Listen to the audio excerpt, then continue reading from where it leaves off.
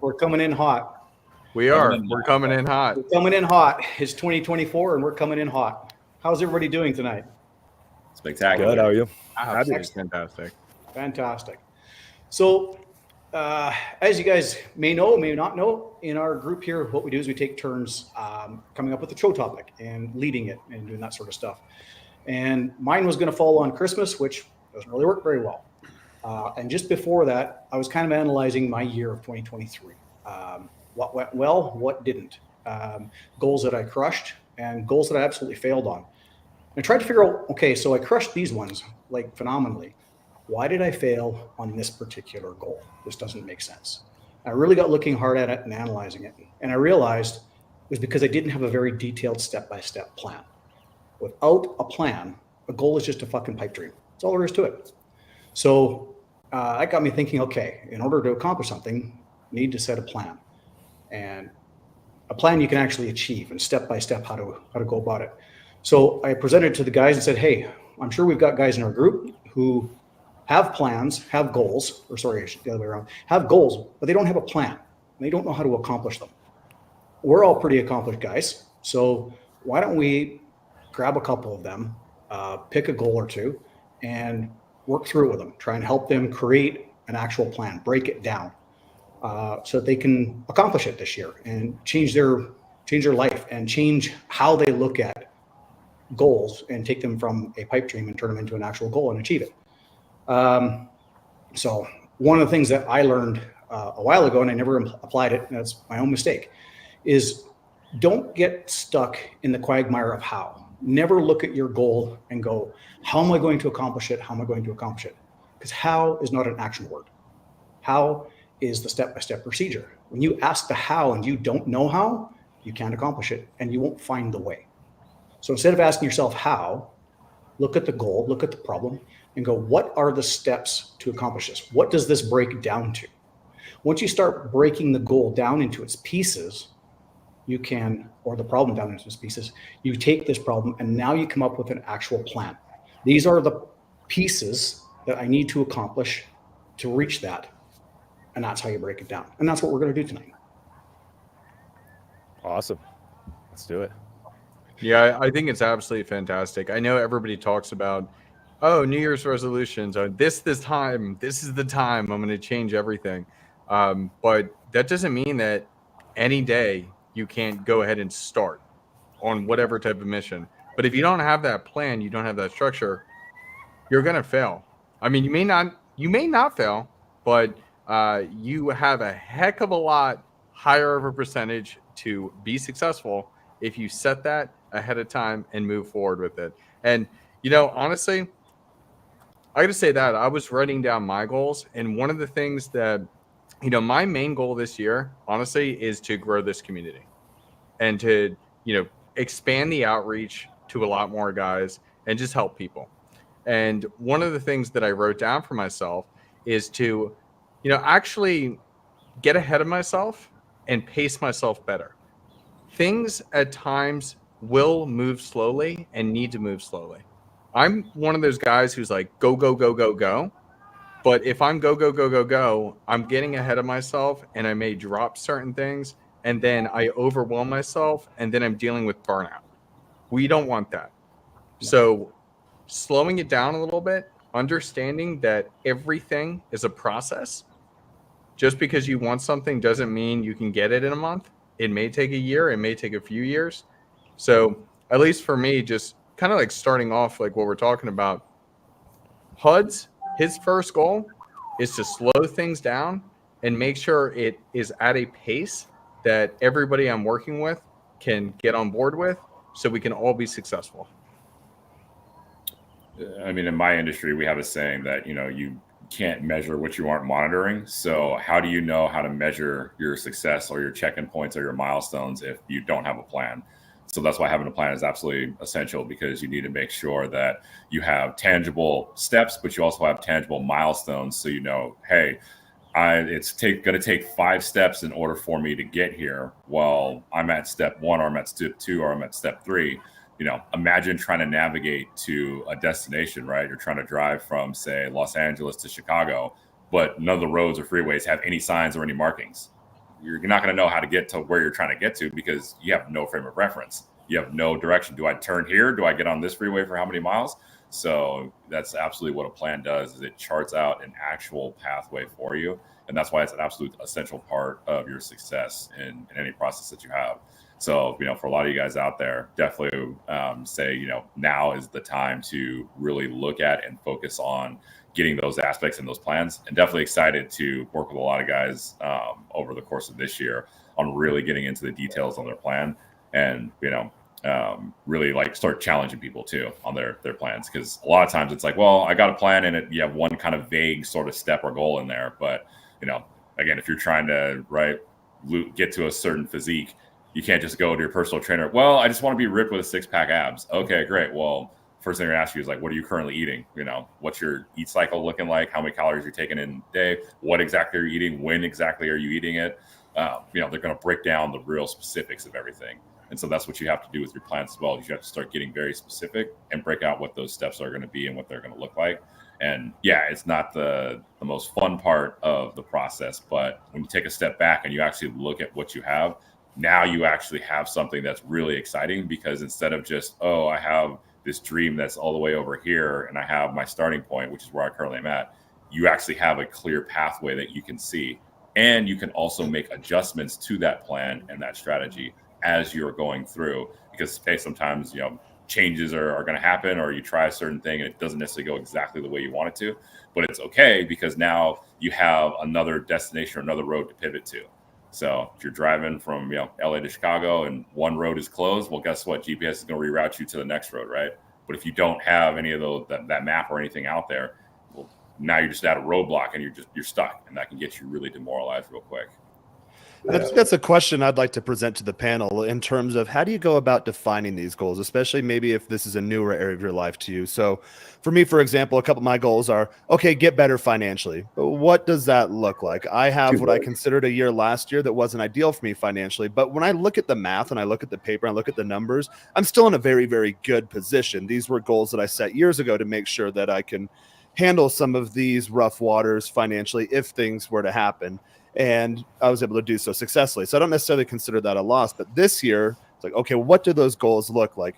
Probably take the plan that I had before and then scale that to a higher level to where I can have more runway, or where I can take more risks and not have sort of setbacks financially when I take bold moves and then maybe they don't quite pan out. That's another goal this year, take more bold moves, but professionally, physically, and especially when it comes to the group trying to scale this thing. But what does that look like? What does more moves look like? For the fitness thing, that's good for me because I've been at that for years and years, to where, okay, I want to be 190 pounds at 10% body fat. Normally I'm 10% body fat at 185 pounds. I did a mini bulk with Joel this year, probably put on 5-6 pounds. We'll probably lose a pound or two of that muscle. So around 189, 190 pounds at 10% body fat.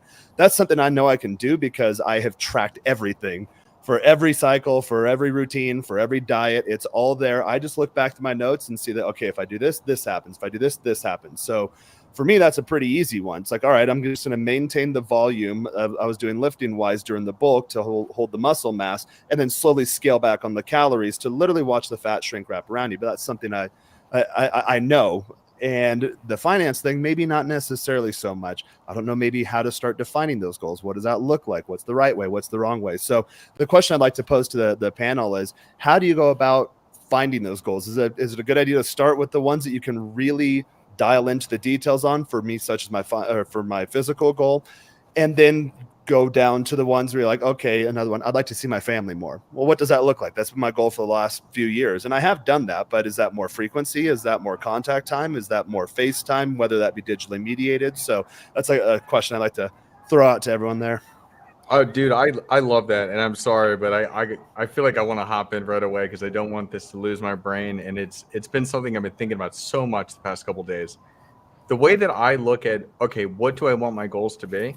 I look back on the entire year and I think about, all right, when were the times that I failed the most, or I failed in such a way that made me feel the most shameful, whether that be in personal relationships or professional, or some type of stupid crypto bet that I made that was just really dumb and I lost a lot of money, whatever it may be. But I look at my failures and I think, okay, what what did I do wrong, and how can I be better at that? Because a lot of times we talk about like everybody kind of thinks of lofty goals, like, oh, I want to be like in better shape, I want to do that, I'm going to finally go to the gym. Okay, they're more simplistic, but when you actually think of like, okay, what caused me the most shame, and how can I improve that so that that shame does not occur again? And how can I strengthen those personal relationships or whatever type of relationships, even that relationship with myself, to not feel that way in the future? And so that's how I kind of outline it and then jot things down from there. I think a good quote that goes off that, Huds, is a smart person learns from successes and a wise person learns from mistakes. So I am always looking at, okay, where did I mess up in this situation? Not to beat myself up, but to take an honest inventory and be like, okay, this time around, I'm going to act very differently. And I think a great place to start, to Jaren's question, is to ask some people that you trust and who you want you admire their life. That's how I always go for a mentor. I'm like, okay, this is somebody that has what I want. How do I achieve what they've achieved? And then start having conversations with them, which is kind of what we're going to do today. Some of my goals are to help more people quit marijuana. What I help people with is creating that plan to get off weed as fast and efficiently as possible, and so you don't go back and relapse. Because once a lot of people, they get sober, but they just get sober to get sober, and that's, let's be honest, it's so boring. You want to get sober so you can have a badass life and do cool things and date and do all the creative career or whatever it may be for you. So I really help people get in that mindset and then create that day-by-day plan that you can take, including fitness, exercise, nutrition, meditation, and all the above to get those goals complete. And then you can start to move on with your life and really start to work on those things that I think for a lot of people, they use drugs and alcohol to suppress in the first place. Okay, lack of relationships or family, all that stuff. So another goal for me is to get better at dating. And this is why the Men of Now is so great, is because we have a panel full of people that are master daters, not the other one, but master daters. And we, it's there, buddy. almost slipped. And it's yeah, just, when you get good man. I don't know, man. You're speaking for yourself. Yeah, when you get good at dating, there's no more master dating necessary. that's the goal, right? Yeah. So I love it. I love going out. Cold approach is my game, and I just want to get better at it and work on that approach anxiety and all that stuff, and get better at setting dates and doing all the above. So a big part of that for me is going inwards and doing some more inner work. So as Jaren was having some fun last night with some ladies, I was in the corner reading a book on love addiction at the nightclub. Yeah, you were literally sitting next to me. I was like, "What are you doing, bro?" And then you left right before the headliner came on. It was really good. You missed a dope DJ. The board model look used to work in Miami back in the early 2000s. I don't think it works anymore, Joel, but good try.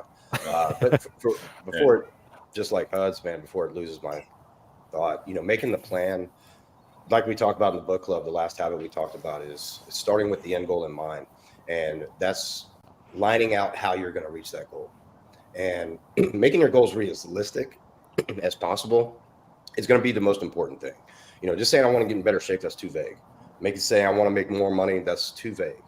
You need to say I want to make X amount, and this is how I'm going to do it, and this is the plan that I'm going to use to get there. I'm going to get this certification, I'm going to level up at work, I'm going to get a new job. You have to have a specific plan in mind, because if not, it's like Bentley said at the beginning, it's, pardon my language, a fucking pipe dream. We can have a lot of dreams. Everybody wants to make more money. Everybody wants to get in better shape, even guys that are in shape. But if you don't set out a specific plan on how you're going to get there with yourself or with friends that you trust, that you can get there, then you're setting yourself up for failure. So short-term goals, mid-term goals, long-term goals are what's I think is important. Something that you can achieve in the next 90 days that's achievable. That's going to give you a small win that's going to help you motivate yourself to get that midterm goal, that 6-month goal achieved. So because if you just fail at everything, you're going to quit. And we don't really fail until we quit. But if you're not making a plan and setting achievable goals that you can achieve, you're not going to win. So it's not going to be fun, and you're not going to look forward to that next one. So you'll stop before you even really start. I think there's importance too in doing micro goals also. So for a larger goal set, I know my channel is Gringo Guides. I do some of the dating type topics, but actually I used to be severely overweight, and I've helped quite a few guys lose significant amounts of weight, 60, 80, and 100 pounds, that kind of weight loss. And so you get a guy, he gets across the camera from me, gets on a call and says, all right, well, I have roughly 100 pounds to lose. Or a lot of guys kind of undershoot it. They say, oh, I'm like 60 pounds overweight. It's like, if you lose 60 pounds, you're still significantly overweight. So a lot of them don't understand that, but you don't want to suck the wind out of their sails either. So you say something like, okay, well, realistically, to be healthy, this is the weight you should be at. Like, oh my God, that's 100 pounds. Oh, it's 120 pounds. It's so much. But when you break it into the little milestones, say something like, okay, we'll lose 5 pounds in your first month. That's really, really gentle weight loss. You don't really have to do much for that. So what 1.25 pounds a week? That's not a lot. And get more aggressive. Okay, 2 pounds a week, maybe 2.5, 3 pounds a week. Probably wouldn't go more than that. But rather than saying, okay, you have 100 pounds to lose and you have a year to do it, go. That's a monumental task. It's like, okay, let's do 5 pounds this month, and then in this month, let's start scaling back on the drinking. Let's start cleaning up the diet. Let's get rid of the sugars. Let's get rid of the sweets. Let's get rid of all the added salt you don't necessarily need. Let's start throwing out fried food. Let's learn how to cook. Let's learn how to start month 2. Let's start building a new diet. Okay, it's protein based, and then fill in your carbs if you're lifting. A lot of guys, a lot of times, don't need to be lifting. It's like, okay, cool. Just get the fat off, and we'll build the muscle. But when you start breaking that lofty goal, 100 pounds, like, oh my God, that's monumentous. When you break that down to, okay, 5 pounds here, and then let's go like 7 pounds this next month, and then maybe 10 pounds the next month, and probably not more than that, then that's more achievable. And then, as Kevin mentioned, you start getting those quick wins. You get momentum going. You're like, okay, so I know a lot of guys, especially in the gym thing, they say, all right, I have 100 pounds to lose. I'm going to do straight keto. I'm going to do 2-a-day workouts. It's like, bro, you haven't done that ever. That's how you got to be 100 pounds overweight. What makes you think your body's just going to snap back and respond to it? As you lose the weight, there's new considerations that come up to get from 38% body fat to 20% body fat. Okay, that's kind of a straight run, but from 20% to 18%, okay, there's different considerations there. 15%, different considerations. 12%, if you want a 6-pack, you need about 10% body fat. There's different considerations as you get going. So you have to learn along the way. So I love the idea of doing micro goals within a much larger goal set. Yeah, and I think the big thing you guys have all been, sorry, Ben, I didn't mean to cut you off real quick, but I think the big thing that you've all been like really hinting at, which again addresses your very great question there, Jaren, is that you have to get specific with your goal as well, right? Like if one of your goals for 2024 is, oh, I want to buy a new car. Okay, well, if you want to buy a Toyota Corolla, or if you tell me you want to buy a Lamborghini, now you have a drastically different conversation we have to have. And a very drastically different set of steps you have to go through, right? I mean, unless you're just balling out of control like that, and then you're just like, all right, whatever, I'm bored, I'm gonna roll in and like get whatever. But again, for most folks out there, right, it's like, hey, if you set a very specific goal, like, hey, I want to buy a new car, right? You got to figure out exactly, well, what kind of car do you want to buy? Like, what's the price point, right? So you know exactly how to reverse engineer it. So yeah, when it comes to your goals, right? Like, hey, I want to have more time with family. Well, get specific. I want more in-person time with my family because I want to see my nieces more, in person, right? Or hey, I want to have better financials. Well, it's like, well, I'm making X amount, and I want to make this amount in order to facilitate more travel in my lifestyle, or be able to like afford certain things without having to sweat, my bills or whatever it is, right? So get very, very specific with your goals. Because again, like going back to my earlier example, right?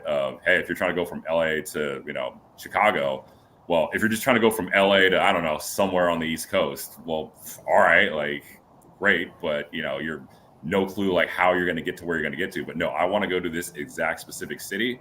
Okay, cool. I have a very specific goal and a very specific set of steps I can take to get to this goal. So definitely get like very specific with your goals. That is what will help you really, really start to define and really get these things locked in, as well as just give you more motivation. Because now, again, it's not just a ethereal idea. It's an actual tangible thing that it's like, okay, cool. Here's where it is. Here's where I need to be.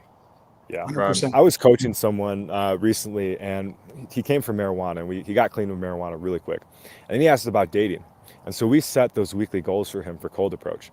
So if I would have just said, go out and start dating, that would have been too vague. He would have no idea what to do. So we started, okay, go to the club, and you're going to approach 3 girls that night. And he did that, came back the next week and we talked about it. The next week, we're like, okay, you're going to approach in the first 5 minutes, because what he was saying is he spent like 3 hours waiting to approach someone. So giving him specific time amounts was very helpful, and he was able to capitalize on those goals because he had a structured plan. Next one was approach a group of 3 girls or more to overcome that group anxiety.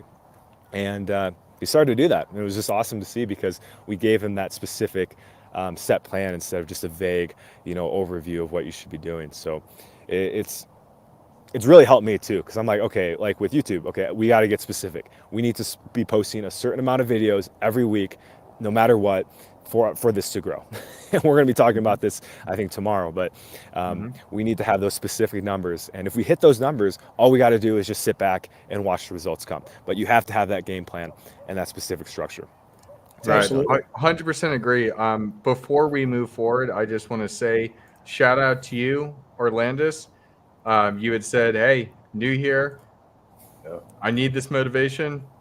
That's awesome. Love that. I love that. That's awesome. I love that. I love reaching new people and helping them achieve their goals. We all do. So happy to have you, man. Orlandis, I was going to say, jump in the group, because we have quite a few. I do significant weight loss. We have another guy that's coming up here soon. I think he's like a lot of guys more on the lean gainer type side, so building that muscle mass and actually putting on weight. And we have everything in between there. So we've all been at different parts in our fitness and weight loss journeys. So definitely consider joining the group. I'll throw the banner down below real quick, so we don't have to go into too much of a pitch right now, but that's definitely the place to go. These live streams, we do these just as a courtesy for the public, but we do a lot of these within the community too as well. We get really granular and we dive into the details there. Absolutely. All right. Go ahead, Bentley. Yeah. You asked a question there, Jaren, and Josh followed that up perfectly of you have to be specific with your goals. If you say you want more money, well, here's $5, go away. I want to lose weight. Okay, cool. Don't eat today and you'll lose 2 pounds, go away. You've done that with your weight, that you want to be 190, 10%. That's very specific. So with your money thing, put a number on it. What do you want at the end of the year? And now you know how to deconstruct it, right? If you just say, I want more money, you don't know what you're shooting at. Like, it's like when we were in Jackson, we went to the gun range there. If you went to the gun range and say, I want to hit a target, well, cool, we'll put a 4 foot by 8 foot sheet of plywood out 10 feet out and give you a shotgun. Stevie Wonder could hit the damn target, right? Like, it's not exactly very specific. No, we want to hit the 6-inch plate at 700 yards with a sniper rifle. Okay, we had a target. We had to build up to that. So we did the steps, in order to achieve that, we had to start lower and work on smaller targets, closer range with smaller caliber guns. And we worked up to that. And that's how we achieved it, right? So like you talked about with your micro goals, that's literally taking that big goal of 100 pounds and breaking it down. You're doing it in reverse, but it's the exact same process. So my past business, I used to move heavy equipment, specialized equipment for a living. I moved machines that weighed 2 million pounds across the continent. If I was to show up there and go, oh God, how are we going to do this? I'd never answer the question. It was always what? What are the steps involved? That machine comes apart into over 600 loads to move and move it across the continent. And it's got to be moved in a specific order because they're put together in order. The thing is so big that they can't, if they put the tracks together, they have to bring in a crane that costs $100,000 a day to move a track. So those sorts of things just don't happen, right? So everything is a process. You just reverse engineer it. And I was going to interject real quick. Orlandis, where do I join? So I put the banner down there. It's menofnow.us. And then for anyone else watching this, if you're in the place like I am, I have my goals pretty specifically defined. Some of the things like the finance ones, like, okay, well, I need to understand what am I capable of, or how do I want to go about making it? So we'll get into some of these conversations within the group, and I'll define these for myself. For me, the fitness thing is really easy because I track everything for 20 years. Here's where I'm at. Here's the next logical step. I don't want to do crazy steroid cycles. So there are limits too. All right, what can I do within the parameters I set for myself? All right, 190 pounds at 10% body fat. That's like top 1% physique. Okay, cool. I can do that. Financing is kind of like, well, how do I want to go about it? Do I want to get multiple jobs? Do I want to get one really, really good job? Do I want to do a bunch of freelance stuff? Do I want to do a combination of passive revenue streams? So how do I go about kind of building that framework? So we'll cover all of that in the group. Again, going back to the weight loss question, I'm definitely your guy for that. But we have other guys in the group that are actually along that journey as we speak. And then, guys, anyone else watching? Again, hey, where do I start? How do I start leveling up? How do I set a new goal for the new year? Get in the group. That's exactly what we're here for. Absolutely. And So- speaking of setting that and making sure that we develop plans, we talked about this before. We wanted to bring in members and give them personalized plans, because giving that personalized plan, I mean, yeah, it's hard sometimes to do it for yourself. So I'll let you take it away, Bentley. I think we got a very special person who's coming in right now, right? We do. I don't see him down there. There. Scroll down. There over he is. I just added him in. We got Mr. Andy. How you doing, brother? Hello. Hi, guys. How you doing? Welcome.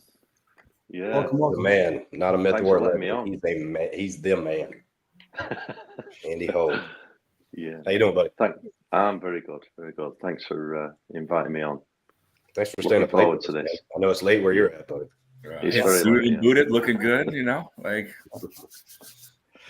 So give us a bit of an overview, Andy, of what your goal is. So Andy is one of our members. We'll introduce him. He's one of our members. Andy's very successful, has a very successful business. So we're going to stay a little bit high level on this, because we're not going to give away his trade secrets, because they're very valuable. And so we're not going to get into specifics with that. But he does have some goals around business and also a personal goal. So we'll let him share what he wants to share publicly with us. We've shared some stuff behind the scenes that we'll keep private, but tell us what you want, Andy. Yeah, thanks, Bentley. Yeah, firstly, as you say, we, in private when we speak, we go into a lot more detail, don't we? So we've already shared that, but seeing as this is public, we've got to dial it back a little bit, so that's fine. Appreciate that. So yeah, just in terms of setting goals, I'm quite. I think I'm quite seasoned on achieving goals myself. So I use a particular technique. I use the rapid planning method from Tony Robbins. It's a great system, and I set goals. If you've ever seen the Wheel of Life, there's sort of 7 areas of life.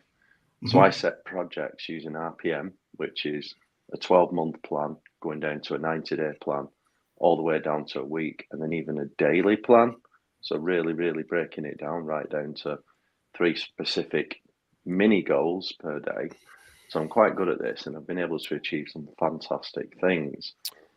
And in terms of my business, so I'm in tech, software, enterprise consulting, IT consulting. And we implement sort of large IT systems, if you like, in regulated engineering industries. And in terms of achieving goals, we've managed to get the business to a whole new kind of status, if you will, over the last couple of years. And just the last 12 months, we had a slight dip. It was planned, because we had almost like a freak year, if you will, where we implemented some very large projects. We knew we'd planned for this dip, and as it came down, we kind of didn't quite manage all the finances correctly. We've since recovered. I think last year, 2023, was in almost like, especially within the engineering industry, was in a part recession. The pipeline, the sales pipeline, just dropped off a cliff everywhere. And it wasn't just our company. I was speaking to a lot of other companies as well that were experiencing the same things. There just wasn't anyone in the market looking for such services. And it was for most of the year. Now it has started to recover. So my ultimate goal for the business is to bring about stability, because we always have these peaks and troughs in business, especially in tech. So if I think about where we was 3 years ago, we might have been here. We then had a freak year where we went up to here. And then last year we came back down, which was planned because we knew we were going into maintenance, but it was still higher than the previous, couple of years ago. Mm-hmm. So the trend is still up. But what I want to do, where we've got this kind of like that point and the low point, I want the difference between the two to be shallower, so it's more predictable. So as we go forward, my goal is to bring about stability. Now, there's two areas that are absolutely key to getting this. And the first is pipeline, new business. Everyone needs new sales. So that is what we're doing in terms of acquiring new sales. So we've got a new sales process, and we do very well with things like SEO. We've got really good organic SEO, quite niche products. So one of our products is one of the only ones on the market. So we get inquiries from around the world, which is really good. So improving the sales pipeline is the first part of it. And the second part, which is even more important, is quality management systems and improving our quality of service. And what that entails is codifying every single area of the business, how we do things. So whether it's how we make a sale, how we deliver a project, how we onboard a client into software, how we provide ongoing support and maintenance. There's a defined process flow where we know every single step. And once it's codified, because previously we've been too loose, we've had some growth. It's a new team. We just let people, because everyone's, we're all professionals in our own right. So you just allow people to develop their own techniques. But we've got to the point now where we need to codify it. So if anyone new comes into the business, it's almost written down. This is what you do. You go this step, that step, that step. And we build logical workflows in the software where it's like a gated process. They can't really deviate from if they need to deviate, then they have to get approval to deviate. Now, what that gives us is clients like that, because we're talking like corporate government clients, they like to know that we have a defined process. It's confidence in doing business with us. And so, what it does, because we can almost guarantee that we will stick to our own process, it reduces churn. So in terms of clients, because what we want to do is build the software license revenue so that they come back year on year and just pay the license fee. We keep providing that service. It's kept tight. We're responding to SLAs, service level agreements on time, delivering good quality of service, reducing churn. And the other part to it is business automation. So at the minute, I want to move more into a role where my job is more oversight. So I just want to audit the process. I don't want to be, at the minute, I'm too much in the detail of projects, trying to keep things going. Once it's documented, it's implemented, and everyone's trained on the quality management system, she'll be able to step back and just audit, are people doing their jobs? I speak to the heads of departments, if you will, head of sales. I can just go onto the CRM, check all the sales, where are we at with this deal? Why has that not been responded to? That kind of thing. I don't even want to go into that much detail. I probably, it's just like management reviews. I speak to the head of sales. And if I get that quality management system in, we get business automation, which allows me to step back and focus on vision and the direction of the company and the vision, rather than the individual bits of detail on what's going on a particular project. I shouldn't have to. It's documented for that. So that's my big goal. What I'm gathering from that, Andy, if you don't mind me chiming in here real quick, is like one of your ultimate goals for the next year, maybe a long-term goal or midterm goal, is that you put yourself in a position where you're in oversight as the business owner, where you should be, where you've got your team finely tuned in, well-oiled machine, where you can kind of enjoy the fruits of your labor. Correct. Because you build this business, and now it's time for you to still be involved. You'll probably never not be involved. To the gentleman I work for in government contracting, he told me straight up, I will never not all the way be involved. But if he wants to take a week off, he knows he's got a team like myself and the people that I work with, that he's basically in an oversight position. And I think that's the goal that you're trying to achieve. Am I correct?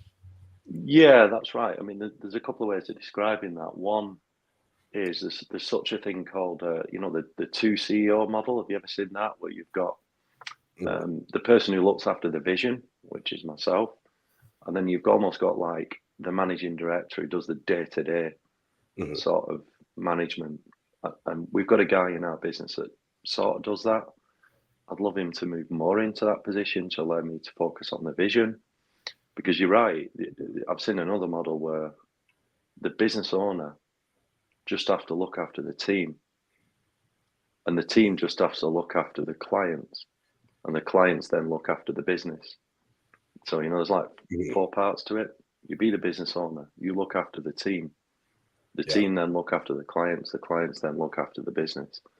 And I'm very extremely familiar with the 2CO position that you're talking about. The way I would envision it for my own business is, as the owner, I would be the one that's the visionary, always looking to the future, trying to keep up with the trends, trying to stay with the market, if not ahead of the market. And then my number 2, the 2IC, the 2CO, however you want to call them, they're the ones that are managing the teams, making sure everything day to day is operational.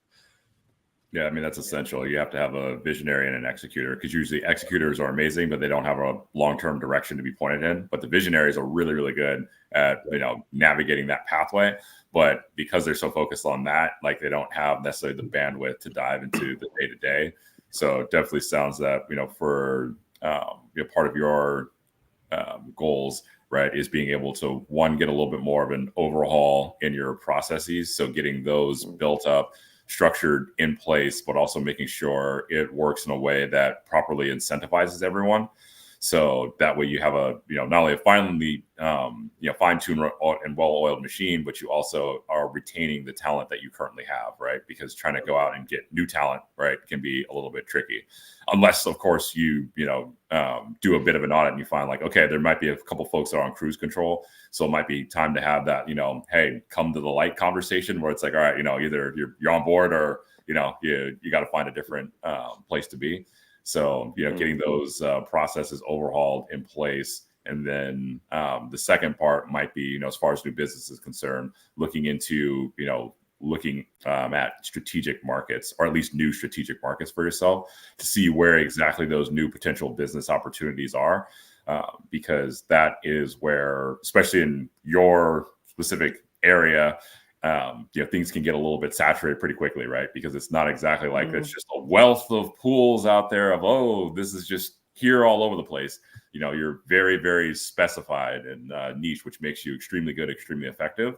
But, if you're getting saturated in a particular market, now it's time to look into other new markets, and also seeing how you can leverage the success you've had with your current markets to help break into those new markets, or finding a good bridge from another market. And it may never hurt to look at, another company that could potentially be a good joint venture partner to take some of that load off for you guys. So you basically have a really good pass through back and forth, where, again, they kind of set things up, prime it, and then you guys just pick it up and run with it from there. So, you know, the co-CEO model is great, but also the joint venture model can work really, really effectively with another organization that can do a lot more of the hands-on or sourcing material bits, or, you know, the bundling bits, especially when it comes to, you know, when you're dealing with like RFPs or requests for proposals. For those of you guys who don't know, oftentimes it's really, really good to have a joint partner on there, because there's a whole variety of different things that kind of become like more of a wish list. And in reality, they say they want 50 things, but they only want about 10. And so sometimes if you have a very, very good joint partner that you can go in with, you have full coverage. So you can show that, hey, even though you really care about these 10, we can still take care of the other 50. So it makes your, use case that much stronger, and can help you win a lot of business. So, you know, and I know, because I'm in this very similar field to your field. So yeah, you know, we'll have a more, lengthy talk like offline about it. But, you know, I'd say, like, for now at the high level, those are kind of the three things to look at, is, you know, that overhaul automation of the process.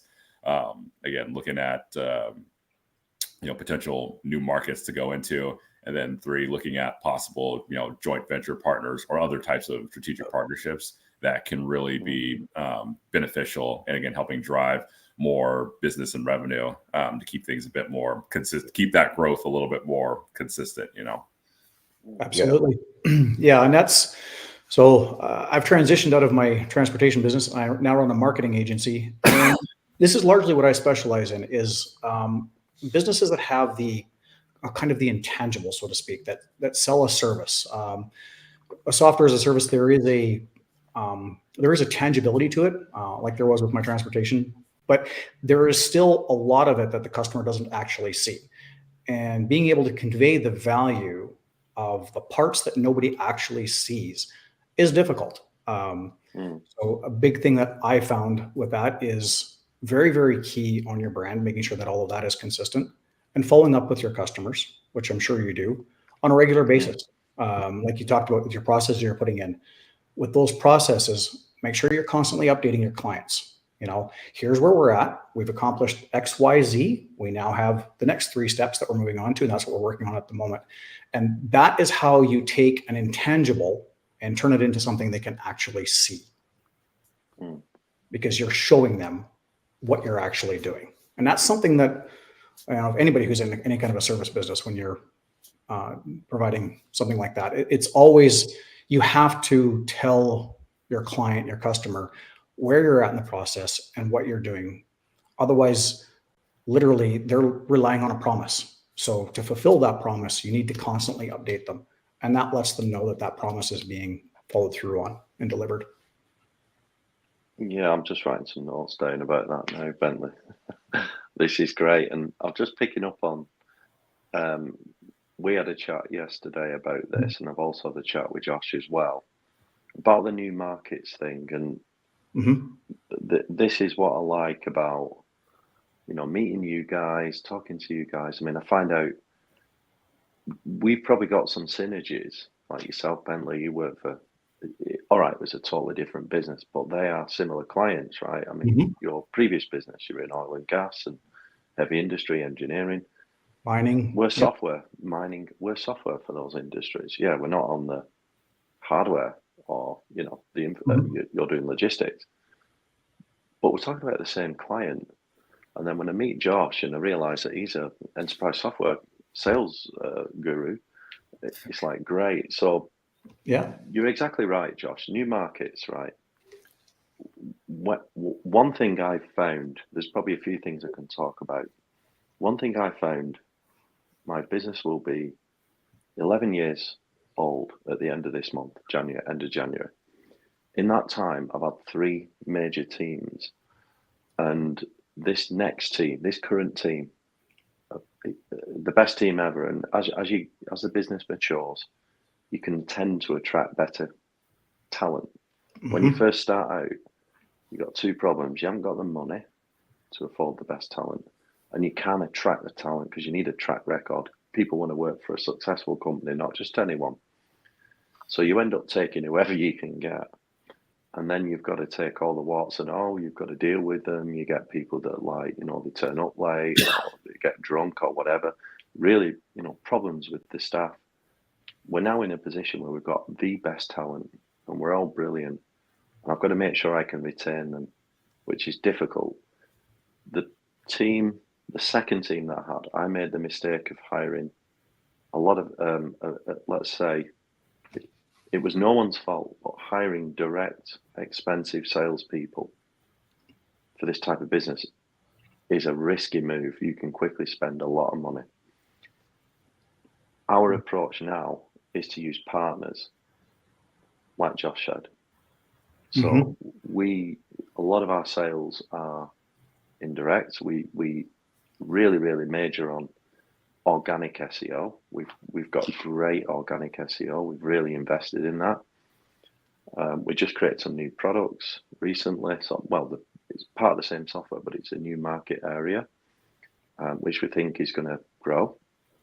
And we created some SEO, some web content to drive traffic.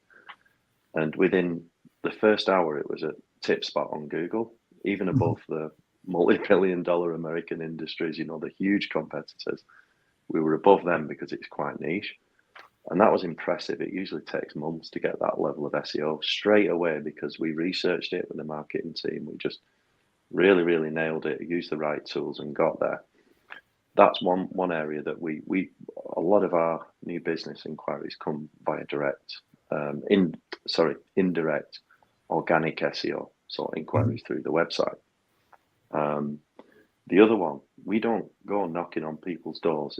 The cost of sales is really expensive to hire salespeople. We'd prefer to work with partners, so we like large engineering companies or resellers or people like that, because those resellers, like you said, Josh, There's companies out there that specialize in this. That's all they do. They resell and they know how to position and market. You've got lead generation companies. It's worth us investing in sort of collaborating with partners, which we call them partners, whether it's going to be someone who's going to do direct reselling. It may be an engineering company that gets the lead contract, because we're often, we're not a lead contractor. We are always a subcontractor to a large engineering project. So it might be like a huge engineering or construction company who've got the prime contracts and we're sub as a software provider, or it could be like a big consultancy and we're sub again. Yeah, Or we have like a direct. So you were exactly right, Josh. This is one of the areas that we focus on, and I know we've had a chat about this. This is what I like about meeting you guys, because you see these connections. This is what it's all about: networking to me, finding the right people. And what's great about that is that, with partners, right, you're in the same ecosystem, so you can see the mutually beneficial and linear pathway for you both to like really go forward and help each other out and cover each other's, blind spots. Whereas if you go more direct sales persons, right, they tend to be more mercenaries. So it's just like, all right, I'm here to show up my check. I don't have to raise your flag or whatever, or care necessarily like what the long-term thing is. I'm just here to like do a thing, get paid, and then bounce off to the next thing. But another key thing that you tapped on is that, especially in the software space, everyone wants to work for a successful company. No one wants to be at a startup. So because you've now hit that threshold, a very, very good thing to do would be now to like really double down on like, hey, we've been around for going on 11 years now, where most software shops like close up within 11 months. I mean, I've been around the enterprise software space for a long time, and I've seen so many software companies come, make a huge splash, raise a bunch of venture capital. Hey, these guys raised $78 million, blah, blah. And then 18 months later, all the clients they stole from us come back to us because they closed doors and, closed shop. Yeah. So let me interject there, Josh, because that is a massive one. So we've had a lot of direct feedback on this. If I think about some of our competitors, a lot of them have gone for the VC money, right? We've bootstrapped the whole way. So we've got zero debt. We don't owe anyone. I spoke to lots of VCs, and there's a local one in Manchester where I am in the UK. And I remember, I'm not going to name him, this guy said to me, and he went, be careful taking on VC money. He said to me, because you'll end up with another boss. Do you want that? Yeah. I don't want another boss. I don't want targets.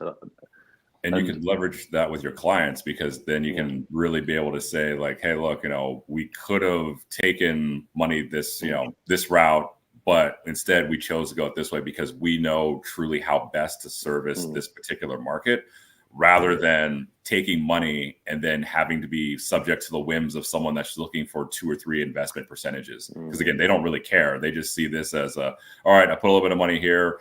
Let me see how I can get some points back. Okay, yeah, maybe we downsize and fire a bunch of people, or maybe we take a deal that's not necessarily the best thing, but because we want just all we care about is getting a little bit of return. So again, you can really dive in and leverage that.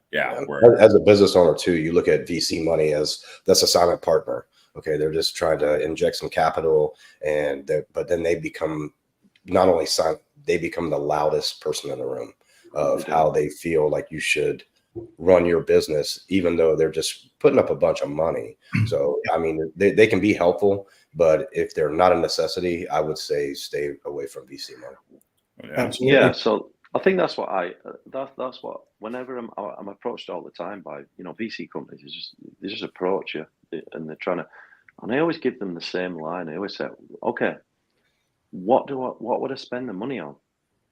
Why do I need the money? Like we've got cash flow. We don't need any extra. I'm not saying we've got loads of money. We haven't got the money that you do get some competitors, and they take a large chunk of VC money. And 1 or 2 things happens. You said it, Josh.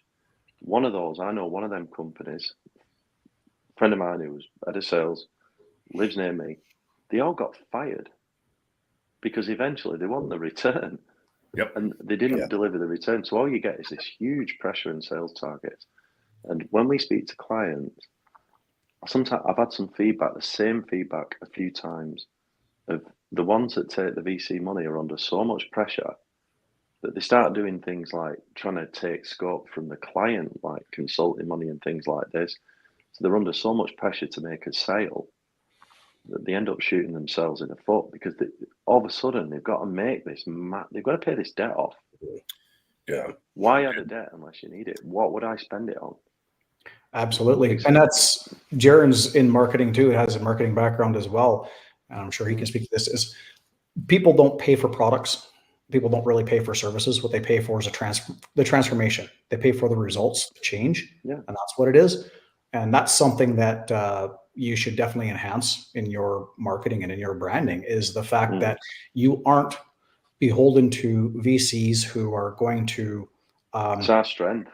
Right. They're not going to put you in a position where, oh, we've got this company who can use your product, but we need you to make these changes. And you're no longer focused on the customer that you're currently going after or you're currently dealing with, because you've now got to pivot because the money behind you forced you to make that pivot. You don't have that. You don't have that gun to your head. And that is a very valuable thing, that the time you've been in business for 11 years, a lot of businesses don't last that long. What is it? 10% of businesses last more than 20 years. I think it's only 15% make it more than 10. So you're already in the top 15%. And in software, that's even a lot larger. Yeah. So again, being able to really leverage hey, you've been servicing this particular niche, right? With your vision, and have been providing that value for over 11 years and had the freedom and flexibility to really dictate and drive that value.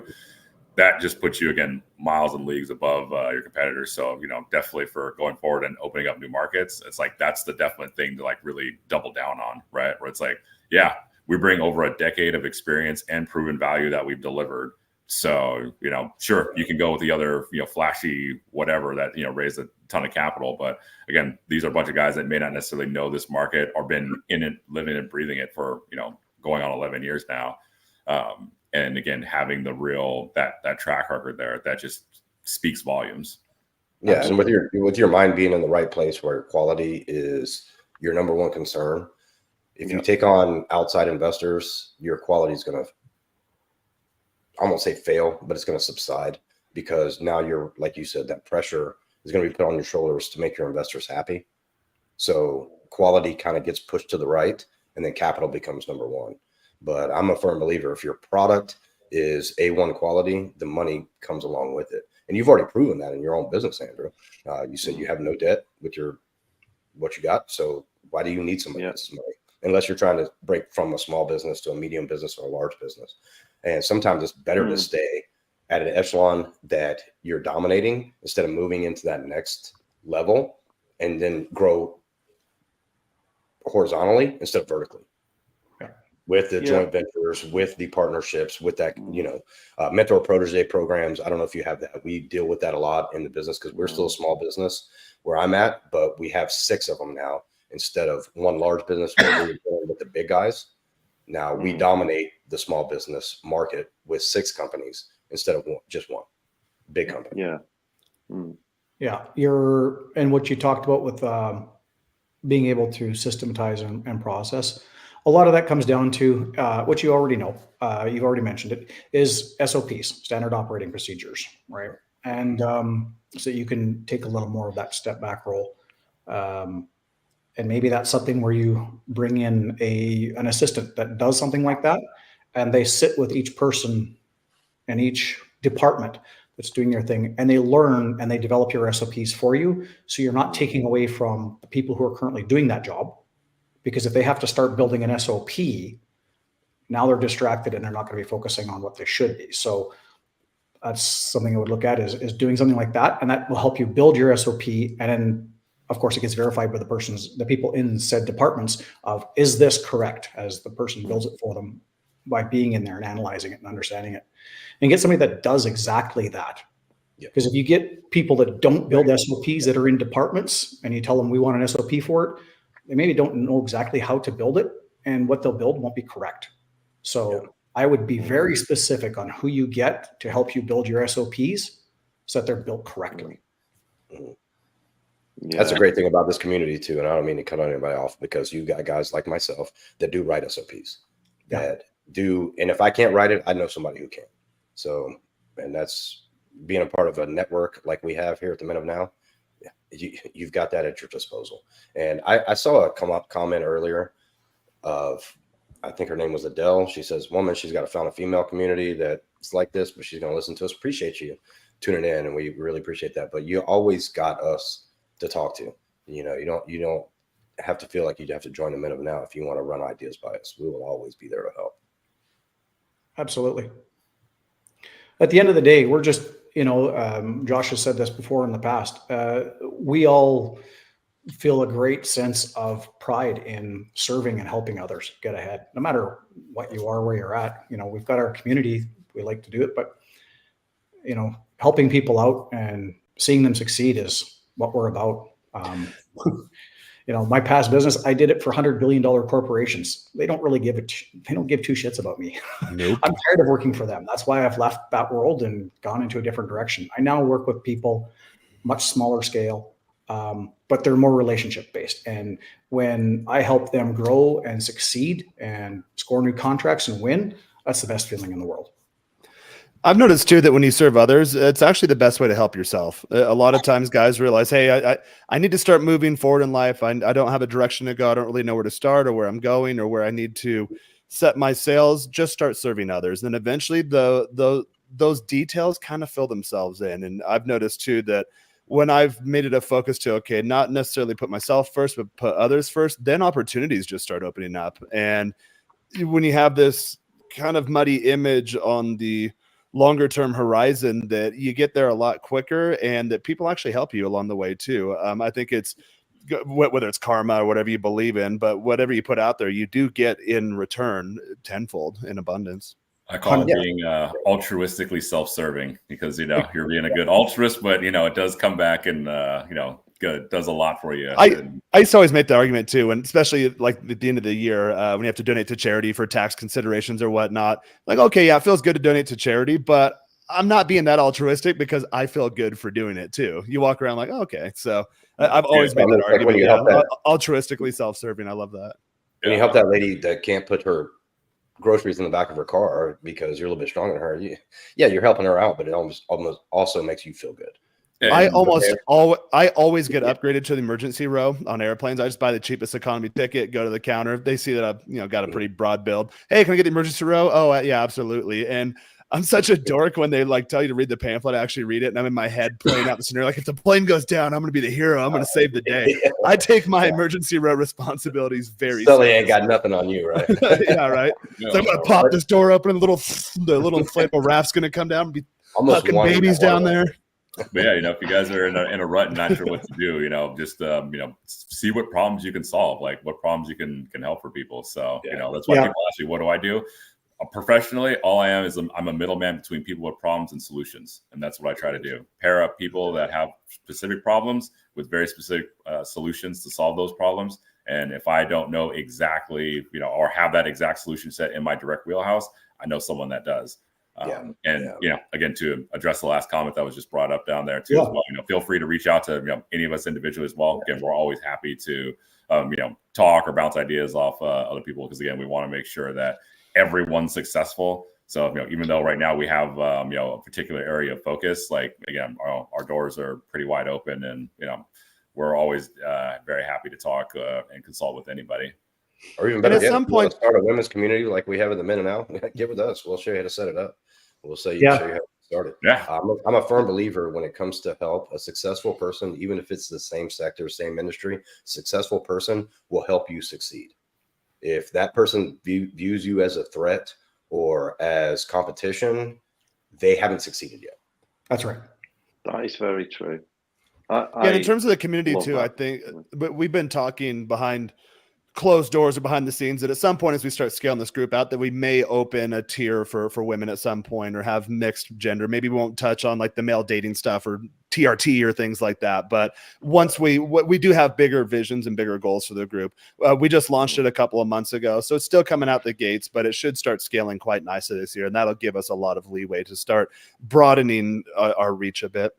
Yeah. Yeah. Well, I mean, if you want to start the women of now, then hey, great, let's collaborate. Let's Absolutely. show I'd be you down, how to, actually, yeah. get it all set up and going, and great. Then we can have a great, collaboration group. So, again, who knows I where know- it'll go, but I actually like that idea. I know some fantastic women that would love to do stuff like this, that when they sit next, I don't have one here now, but when they sit next to me and they see me doing stuff like, wow, that's really cool. And girls that have the diet thing down, have the finance thing down, have the dating thing down, have high self-esteem, have just a general healthy view of life and love in general. I think that'd be fantastic to offer something to women at some point. Absolutely. It would be a great collaboration,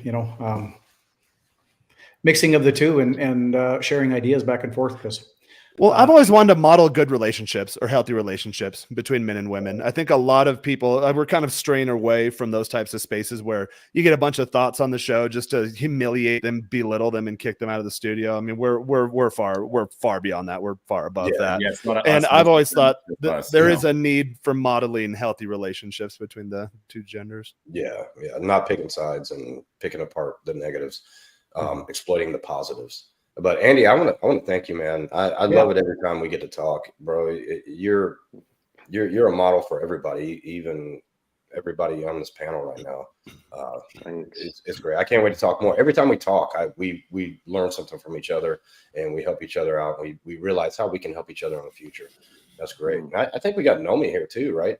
Andy, looks like you got us a new sign up. Guys, when you're saying you're signing up, by the way, I've managed other groups in the past. When you say you're signing up, actually sign up, because I get really excited and I log in there. I was like, wait, I don't see you yet. So if you have any questions, reach out to any of us on here. I'll be the first guy you meet. Just get in there. It is month to month. So if you don't like it, after the first 30 days, just don't renew. Prices will grow up as we scale it, but whatever price you come in at, let's say you come in for a couple months, you take time to focus on something else in your life and you come back, you're still locked in at that initial price. So it is month to month, unlike other groups I've managed where it's a little higher price point. This is very accessible. You get in there, lock in the rate. I think we've only had one person that's had to leave, and that's because of some other personal entanglements in his life that pulled him in that direction, but he'll very likely be back very shortly. So we have a fantastic retention rate. There's a lot of good stuff going on. We are small. We're going to grow rapidly. So get in at the ground level and build this thing with us. Yeah. Well, we also have a affiliate model too. So, if you know some other great folks and you bring them in, then guess what? We want to make sure that you're properly incentivized. So you get a cut of that. So, you could actually wind up having your entire membership covered, or, you could even be making a little bit of extra cash, from it. So, we want to just incentivize this thing because, again, really the whole goal is it's supposed to be member-led, member-driven. And we're really, it's been great to see, again, we got Andy here, who's a fantastic example of someone that's been in the group, but has been very driven and really, led a lot of things, just doesn't sit idly by like a fly on the wall. It's just been like, hey, here's where I'm at. Yeah, I've already crushed it in these different metrics, but I still have other places I have to go. And then we have other guys that are very much like, hey, I'm at the very beginning of my journey. Don't know what's up or what's down. And so again, there's just so much, mutual exchange for that everyone's been given. So it's been a really, really cool thing to really be a part of. So definitely very, very proud and happy to get to know everybody that's in there. But that's the other thing too, when you just meet really cool people. And you're like, man, you're working on something super cool. Now, I really want you to succeed. And then when they do, it's it's even better. Absolutely. Josh, and that's where I wish we would have had a graphic of that, the wheel you're talking about, Andy, because, there's 7 areas in there, the 7 spokes of life. Tony Robbins and several people talk about it. Zig Ziglar does as well. Anyhow, but no single person has all 7 right up to the max.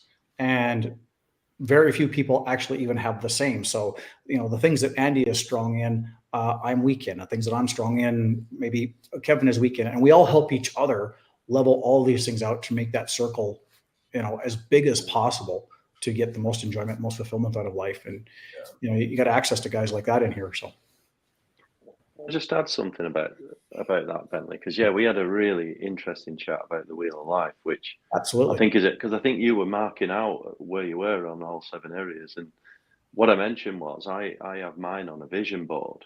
Mm-hmm. And I remember on one of them we were down at 5%, and as I increased it over the years, I actually colour it in. So let's say I go from 5% to 20%, and I put the date on when I think that point. And you can just keep increasing. And what I would say is the system that I use for projects, achieving goals, is the same in all 7 areas. You know, what I do for business is exactly what I've done in my health and fitness. It's exactly what I've done in my, one of them is mindset and meaning, sort of reading, meditation, that kind of thing. Mhm. It's all the same. Productivity, it's all the same. So the technique I use is exactly the same. I did one for my family, like bringing my wider family closer together. That is my actual proudest project. It's not my business.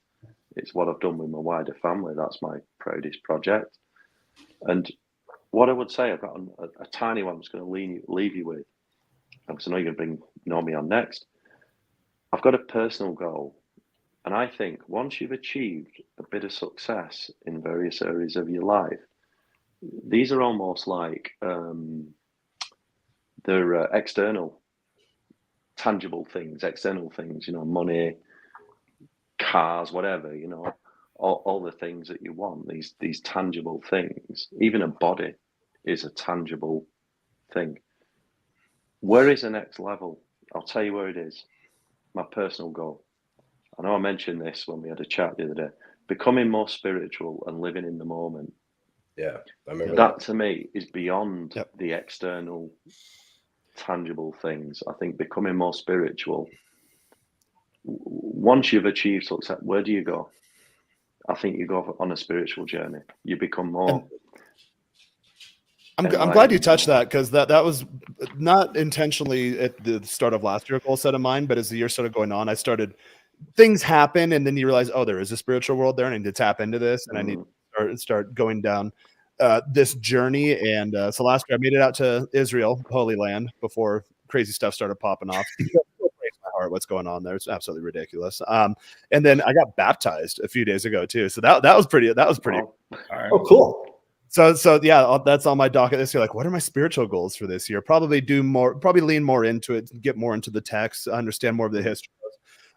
A little tired today for reasons that shall remain unknown. But I was watching a religious type documentary, so I'm starting to lean into that stuff. And it's really cool. It starts to bring a new side of you online that, unfortunately, a lot of people, especially in the U.S., that's something that is not really cherished in our culture anymore. It's not a staple in our culture like it used to be, and I think it should be, because when you start leaning into that stuff, you start to access high levels of yourself.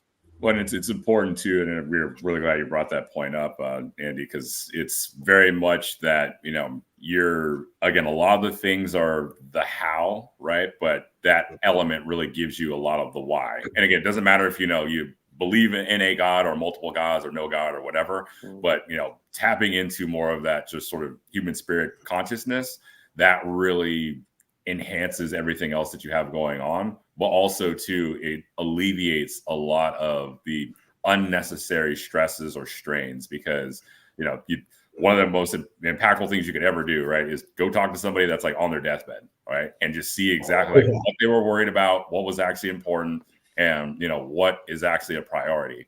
And then you start to realize, like, oh yeah, in my day-to-day, like 80% of what I'm worried about really isn't that important. So you can really focus on the 20% that actually is important, because then once you sort of alleviate a bit of that burden, you're more free to actually operate at your actual highest and best level, as well as truly appreciate and enjoy what you have. Because again, every time that a day goes by, you don't get it back. So you want to make sure you're making the absolute most out of it. So that way, you know, you don't have, one, like any regrets or anything, but also two, just you aren't adding unnecessary like mental burden to yourself. So it's I think a lot of us are guilty of that too, is, you know, putting too much pressure on ourselves. But, you know, like at the book discussion, which that's closed. We don't do that on YouTube. You brought that up, Andy, because, you know, the habit was begin with the end in mind, which is make a plan. But then you brought up the great point. Well, how the fuck do you live in the now if you're just planning for what's going on? And then we were able to come to a great epiphany of that. Okay, when you're given a task, that's when you think with the end of the now, with the end in sight. But your day-to-day, your being, your inner peace, you need to live in the now. Be thankful for what you got. Always want more, but don't think that what you have right now is not 10 times better than the majority of people that out there that don't have. Yeah, absolutely. Yeah. That's awesome. That's great stuff. Well, Andy, we know it's really late where you are. Thanks for coming on, man. Cheers, Great guys. goals and great talk, and it's awesome to share with the Thank you guys. very much. All the people we have in this group. Yeah. You are a great member, and it's always fantastic to talk to you. And I know it's what, thanks. 2 o'clock in the morning for you or something. Yeah, I know. That's insane. Yeah. I get Yeah, that. he's like 8 hours ahead of you. You and learn from you, man. It's great, man. Andy, you're doing awesome. You're doing great. Thank you. Yeah, And we what really you do want have to some do, by the way. top tier guys in this group. I'm very fortunate, and I'm looking forward to seeing where it's going. So again, guys, if you're watching, click on the link. I'll scroll the banner on the bottom again, or not click on the link. It's just menofnow.us. Sign up. It's month to month. Josh mentioned there's a commission and affiliate type program, so you can very easily make your membership back. And let's help us grow this thing. It is a member-led community, and we're just looking to attract top shelf talent to help each other grow. Whether that's behind the paywall, whether that's publicly. We'll be doing these streams on a recurring basis too, so you can get access to us. But like anything behind the paywall, that's where we really get the work done. So definitely check that out. Absolutely. And we talk about, as you see, we talk about everything, so nothing's off limits. So finance, spirituality, whatever it is, right? Like it's all whatever area you're looking for. Well, we got someone to cover. Yeah, literally everything, even the darkness areas. If you're having trouble, mental health and struggling with stuff like that, the things that people don't want to speak about publicly, and we talk about that sort of stuff behind the scenes as well. Got guys who've been through some serious shit, and they can help you get through some serious shit. I've noticed a big one for me this year that's going to be a goal. And towards the end of last year, people had kind of parlayed this to me, and I spent some time with my family, had a real good visit with them, and people had mentioned this to me too, that I'm not one to ask other people for help. I'm like, oh yeah, maybe life would be a little easier if I asked other people for help, because I help people all the damn time. But when it comes to me, I've always felt guilty asking people for help. And it's been brought to my attention the last couple months, like, dude, we're here for you. Why did you not ask us? We can help you here. I was like, oh yeah, I need to start doing that maybe more. I think I put enough equity out into the universe. It's time to start asking to get some back. And I have that You're too big and strong, Jaren. Yeah. You're too big and strong. I know, yeah. I can do it all. Yeah. Well, thanks for coming on, Andy. Cool. Always a pleasure and a treat to talk. And hopefully you'll get some good sleep for absolutely. I will. If anyone wants to get in touch with me, by the way, my details are on screen. If you just go to my Instagram there, all my links to, my YouTube is a hobby. Obviously, I've got my business, but all my LinkedIn is from Instagram as well. So if you go on that IG link there, you'll find my LinkedIn, connect with me, talk about business, anything, fitness. Just get in touch. Absolutely. And join the group. Join the group. You See you later, guys. I'm going to get some sleep. Some sleep, Andy. Cheers. Thanks a lot. Bye-bye. All right. So we've got another member. He's got some goals in a little different area, and we're going to have a chat with him. So we'll bring him in. And here he is. This is our guy, Nomi, and you're muted right now. Hey, guys. Happy New Year, first of all, to everyone. New Year, my friend. You're looking fresh. I'm liking it. Yeah, just in a New Year spirit right now. So what a way to start the year. I mean, that's going to be my best year to how I'm starting right now. Absolutely. Absolutely. It was a really good discussion. It was good to listen to all what you guys been talking, and I'm looking forward to learn from it. Good. So why don't you tell us about yourself, Nomi? Because we know you have some goals. We spoke with you as well behind the scenes as to what you're looking for, and just kind of bring people up to speed.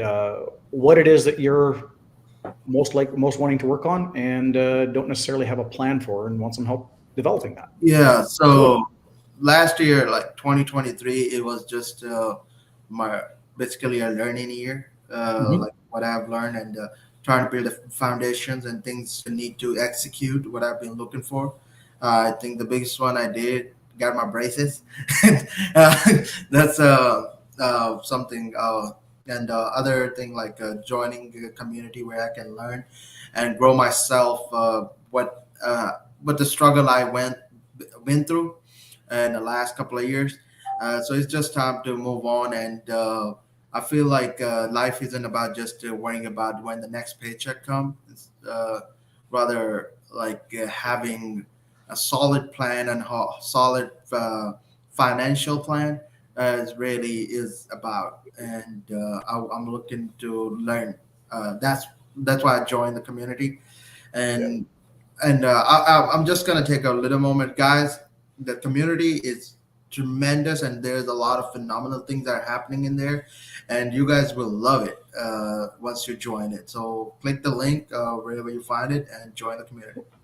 No, no, I mean, I was talking about Just pulled it off. Thanks. I think you're selling yourself a little short. Yeah. 2023 might be the braces, but where you came from living You've done out a lot your of work car to where you're now, bro. I mean, I know that might have been a couple of years of accomplishment, but you've done so much good things for yourself, and you're still on that path. We met in Dallas, 2 months ago? Yes. And the motivation that you have and everything. And I that's great that you think the braces that you got were the biggest accomplishment. But brother, I'm going to curse here. You're fucking killing it, bro. Yeah. Thank you. Thank you. And you're just getting started too. I always remind guys in the group, you're just getting started. I remind myself that too. I have down days sometimes, like, okay, well, look at how far I've come, but yeah, that's good. I should pat myself on the back, but it doesn't really matter. It's like, okay, the distance I've come in the last 10 years. Ooh, imagine 10 years in the future. And it's exponential. So I can't even imagine. It's just exciting when you frame it that way and remind yourself of that. Well, it's also great too, though. It's just, like, since I've known you, know me, like, I mean, you have the drive. So it's one of those where it's like the question of are you going to be successful? It's not really a question. The only real question you're going to be like, when. So, you got that drive, and again, are constantly like learning and again, making the most out of things. So it's, again, great type of energy and enthusiasm, but also like, it's just that exact type of, dynamic at, for us, like it gets us like hyped up and infectious. Cause now it's like, oh man, like, all right, like you're coming looking, like asking me for picking me up stuff, and you got this huge drive and motivation. Well, I can't be lazy today. Like, all right, I got to be on my A game too. So, don't think that it's like a one-way street. Like, it's definitely a two-way street. Because again, that energy and charisma is very, infectious. And every time everyone's like, man, I just got done like talking to Nomi, like he's charged up, like, it charges the rest of us up. So, it's almost like living vicariously through you, Nomi. Because like you brought it up, Josh, perfectly. Like, Nomi has the drive. Everybody has the want. But if you turn that one little word into something, drive, it makes all the difference, because everybody has the want.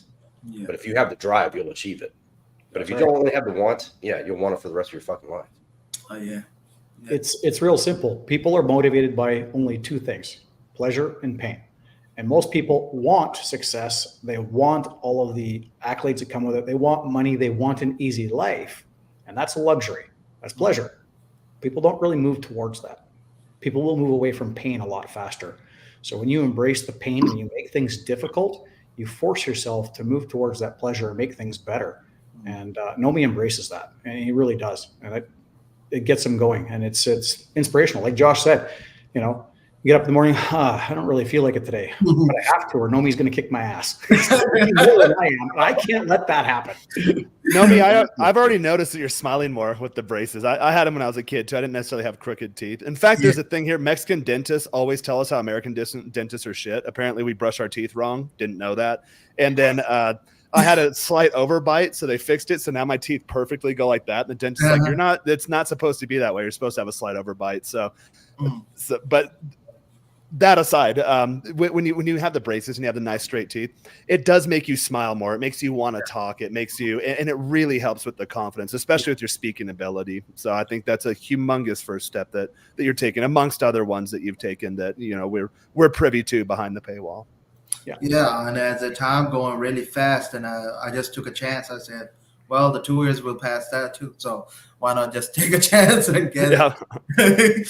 So as we were speaking, and today I want to just come and learn about, like, as I just mentioned, that life is going right now. It's a paycheck to paycheck.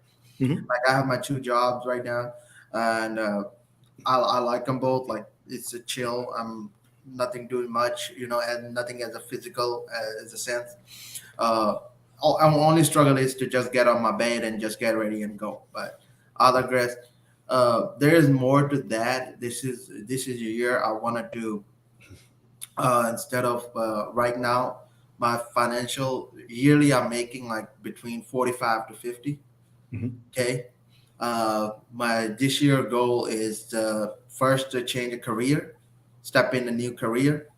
And my financial goal as money wise is making 120K. You can do that. I think when I lived in Texas, I think I was making 60K, and I managed to double that by shifting a new job. But you have to shift that mindset to think it's possible. I think at that time I had a friend that was making 90K. I was like, oh, that's so much money. This was years ago. Oh, it's so much money. And then eventually, once I realized, well, no, I'm going to start asking for at least 100K, and then got over that mark with the next job, literally from one day to the next. So you can definitely do it. Yeah. That's great. What industry are you looking to pivot into? So my primarily is I'm looking to it and more focus into it is sales. Yeah, so you'll get it with sales. Yeah, that's the trajectory with sales. It's sky's the limit, especially when it comes to moving a lot of different items, because with a lot of different incentive structures. So 120 is definitely a very, very good and a very, very achievable goal. And so you've also picked a very conducive vector for that, right? Because you said, hey, I want to make $120,000, but I want to do something else, like say I want to be like a clerk. Sorry, but you're probably not going to make that, because that particular industry gets capped out right at a certain point. So the fact that you've not only said, hey, here's a specific goal, but here's also a very specific road to that goal. Now you've got the pieces in place where you can really do that. So that's, again, for everybody else listening, right? What we were talking about earlier, you want to define your goals and you want to define specifics. And so right here is a very, very good use case of just a very specific goal, a specific number, but also there's a specific pathway on how to get there. So, and Nomi, too, a good place to start. We're talking amongst the admins in the group.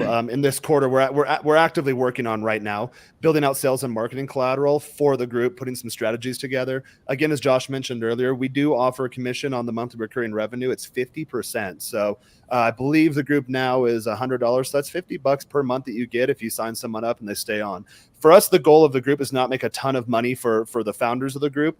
Really, anything that's left over goes back into the group in terms of building out more events, getting ourselves out there more. We're going to start doing live in-person meetups. We're already in the initial planning phases for that this year. So the money will go back into the group, but we really do want to incentivize people in the group to grow the group, because the goal is to scale this thing far and wide. That way we can have much more of an impact and a much broader reach. That's why we structured it the way we did. Nomi, I can tell you personally, I've sold memberships for previous groups with which I was affiliated in the past, and you can make some really good money once you kind of get that system down.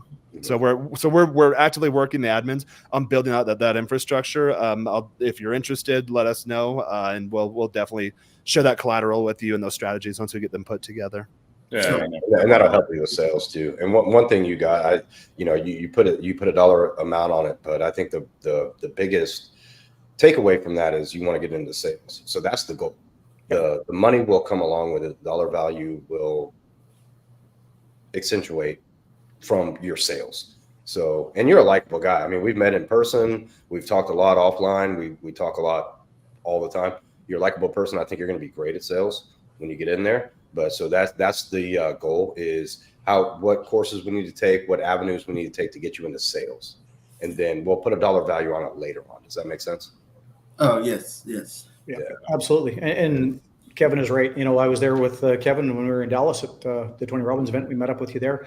And yeah, you're a very personal guy. You have that personality of, engaging people, talking, the gift for gab, and to be able to listen as well, which is required for sales. A wallflower is going to have a very difficult time. As somebody who's an introvert and doesn't want to talk to people is going to have a difficult time with sales. It's just a fact. Doesn't mean it can't be overcome. It just means it's going to be more difficult to get there. But you with our conversation that we had the other night, you're kind of already partially there. You sell yourself a little bit short.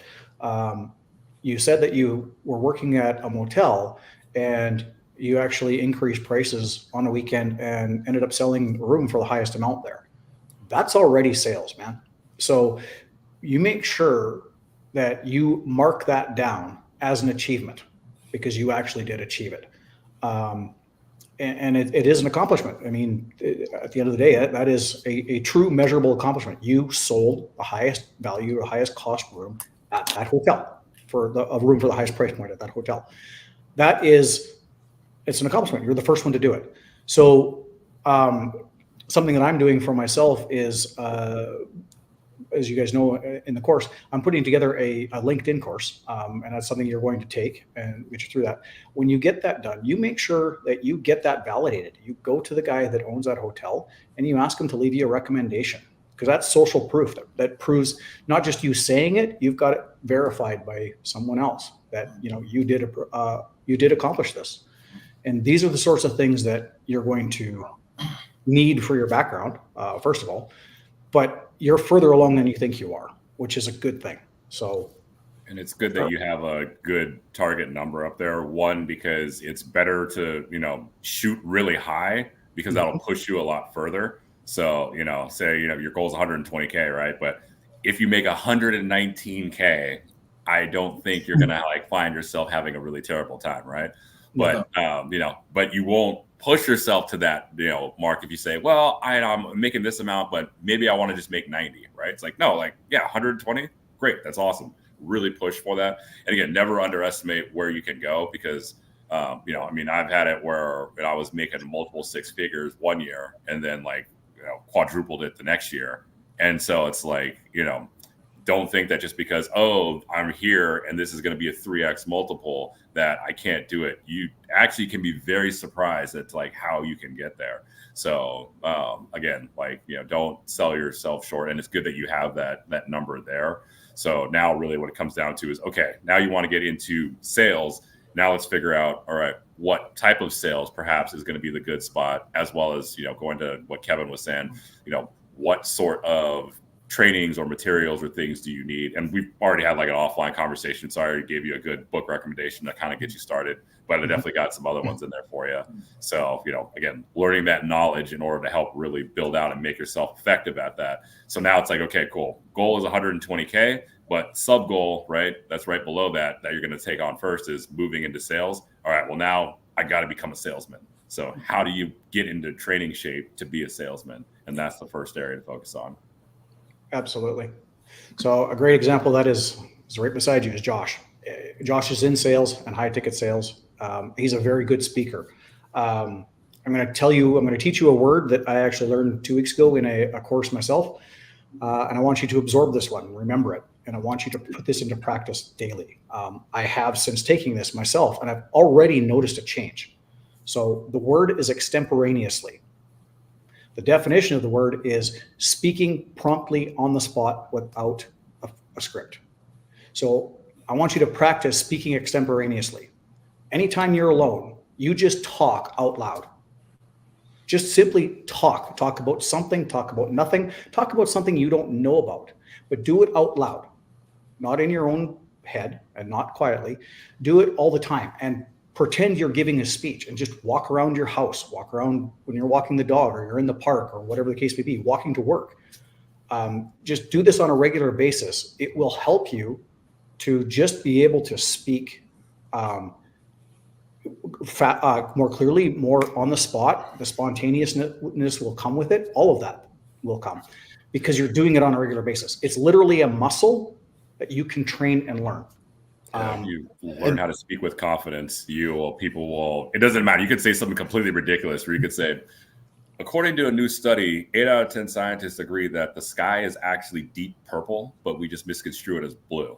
And if you just say that with absolute confidence, people are like, oh yeah, I guess it's science. It's right there, right? I mean, it would not be any fact whatsoever. But again, being able to project that confidence, and that's a really, really good way to build that up with, speaking extemporaneously, as Bentley was outlining for you. And Nomi, there's a good activity too. So the reason I got into marketing and communications and kind of the PR advertising side of things, I was actually on the radio as a kid, and I really enjoyed that. And one of the activities we did, in fact, now that I'm saying it, I need to start doing it again because I'm probably going to screw it up, but find something random. We used to draw flashcards, and before we went on the air, we had to do tongue twisters to make sure we could enunciate, and then A through Z. Amos Ames is a very aimable aeronaut, whatever. And we'd have to go through it and do those all within a minute with minor mistakes. And then we do things like, for example, I'm just looking in front of me, speed stick deodorant. Okay, why speed stick? Well, actually, when we were in 3rd grade, we had the day where they separated the men and women, or the girls and boys, and we had to watch the videos on how our bodies work and how it's changing and the pre-puberty type talk. And then at the end of it, of course, we chuckled the entire time. At the end of it, they give us little speed stick samples. And actually, this one is non-antiperspirant, because I've noticed over the years that antiperspirant actually makes me sweat more. Same as anti-dandruff shampoo. So that's kind of extemporaneous speaking style. And like Bentley said, that's a muscle you can train. If you guys watch my live streams, you know that I can take a 1-minute topic and turn it into 3 hours. And I think a lot of that goes back to doing that extemporaneous type training way back when I was younger. So it's definitely a good skill set to develop. And in terms of, we didn't really touch it on it too much on this show, which is fine. But in terms of the dating topics, I always tell guys, study improv. Yes. And so you want to build upon the conversation and just keep it evolving. Introduce multiple conversational threads, and you can look at people's faces or look at their feedback, see which one to catch on to and steer the conversation that direction. Or maybe there's ones that, not so much. Or you can, when you have multiple conversational threads, you can start tying things back and create themes in conversations. So this helps in all of your communication abilities, because now you're creating depth. For the extemporaneous thing, maybe you don't know much about speed stick deodorant, so use a personal anecdote and you can start weaving those in. So it's a fantastic skill to develop, but there's other skills that you can interlace and interweave within those, and that makes for really engaging dialogue, especially one-to-one. I think that would be remarkable for increasing your sales capacity and capability. And a great place to start is just, you can practice storytelling, right? Fantastic place to start, because again, you got a very good format and structure, but also when you're in the sales process, right, you do have to tell the story, right? So oftentimes you have to talk about a customer's particular pain point, tell that story, and then tell the story about this particular solution. That is then the perfect pairing and merging. And oh, great, there's the happy ending right here where, again, everything is here. So again, learning how to develop that skill to be able to really tell stories, it not only helps you just with speaking with more confidence, but also helps you put together actual structure in order to be able to really communicate ideas, even ideas that may seem like, really weird. Because again, thinking about it in my field, right? People pay hundreds of millions of dollars for little lines of codes and ones and zeros, because why? If you really break it down and think about what they're actually paying for, it's like something that just doesn't exist or isn't physically tangible. But they do it because there's a very, very clear story on how those ones and zeros can be translated into actual real value that translates into actual real money or real capital or real problem solving. So being able to tell stories is going to be a really, really critical skill for your success as a salesperson. Yeah. And it's fun. It's a lost art, I believe. Oh, storytelling. AI can regenerate a bunch of stuff. It will never be able to tell stories. No, because it'll never have the human element. No. Yeah, you can always tell the narration or something. Yeah. So my question is so we talk about storytelling, and there's one of the hurdle and I'm struggling with is the communication element. How you enhance that skill? I can speak, but professionally, what I need to do, to practice, because definitely you also have to. There's another element of writing, like when you're writing a proposal, writing an emails, how to build that skill along with that. You remember when we were in Dallas? No, remember I showed you that channel to check out? Yes, Charisma on Command. Yeah. It's a great channel. I mean, Yeah, those guys, they're young. They're very good at what they do. And what did I say? Don't watch one video a day. Pick one video and watch it for 2 weeks. So that way you can say it verbatim. Those guys, you don't even have to buy a membership for those guys. They know what they're doing. So and practice with yourself. Practice in the mirror. When I was in sales a long time ago, that's what I would do. I would practice in the mirror. I would prepare myself for if they come back with me a no for this reason, my rebuttal was this, and I would practice that. And I mean, it sounds kind of kooky, and that you're sitting talking to yourself in front of the mirror, but that's how some of the greatest made them the best at what they did, was practicing and basically rehearsing what you're going to say back. But Yep. I mean, that's a good way to do it. You know, Yeah. I mean, there's a lot of good resources out there that are free. And listen to this back. So one thing I always say, it's an ongoing goal, is to be a better presenter, be a better interviewer, be a better listener. And if you look back to some of my earlier content, I have improved quite a bit. I still have a long way to go. It's an ongoing process. But one thing I always do, and it's painful sometimes, for whatever reason, humans, we don't like the sound of our own voice. There's actually a reason why. It's because when you hear your own voice, you hear it from within your own head. But when you hear it back, you hear how your voice is actually projected out to the universe. And it perceptually wise, it sounds like there's different frequencies. So my voice, as I hear it in my head, is not the same as when I hear it back through this nice Shure microphone, which I upgraded last year. So play back everything you do publicly, and then you don't have to be overly critical. I like to sometimes put my live streams on in the background as I go about my day, just like I would any other content creator. And if I don't notice a huge difference between the quality of their presentation style and mine, then I know I'm on to something. Sometimes I get a little excited. I talk a little too fast. I say likes or ums or but and those type of things too much. Those kind of filler or crutch words, kind of, is another one. I do that on occasion. But when you listen to yourself, when you play yourself back, then you can assess these things and then start to actively work on cleaning up the speech and the communication style. One thing that I would focus on, and sorry guys, I'm bouncing back and forth between some other things I'm taking care of right now. Man on a mission. Yeah, I know, right? But one of the great things when it comes to practicing storytelling and speech, you need to pay attention to the rise and fall. Yes. Okay. So like as you're rhythm, talking about something, like let's say, for example, I did a good deed. All right, I'm gonna give you two versions of a story. I did a good deed for somebody today at the gas station, and they gave me $20. Okay, cool. That happened. Or you could say, I went to the gas station today. You know, it's just normal stuff. Like I'm on my way to work, and I'm just thinking about that. I want to make sure I get there on time. And then there was an older woman there who was trying to figure out how to get things, like working through the pump. She would, for whatever reason, the machine wasn't working, and she was just like so upset because she's got all these other things that are happening in her life. And she's sharing some of that with me, how she's trying, she's traveling right now. She's doing like a 6-hour trip to go see her son-in-law that she has not seen in God knows how long.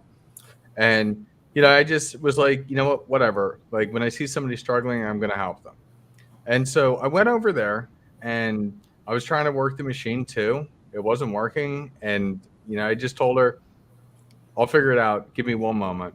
And then I went inside and I talked to the gas station attendant. They had told me that it actually is out of order, but it just hadn't been marked yet.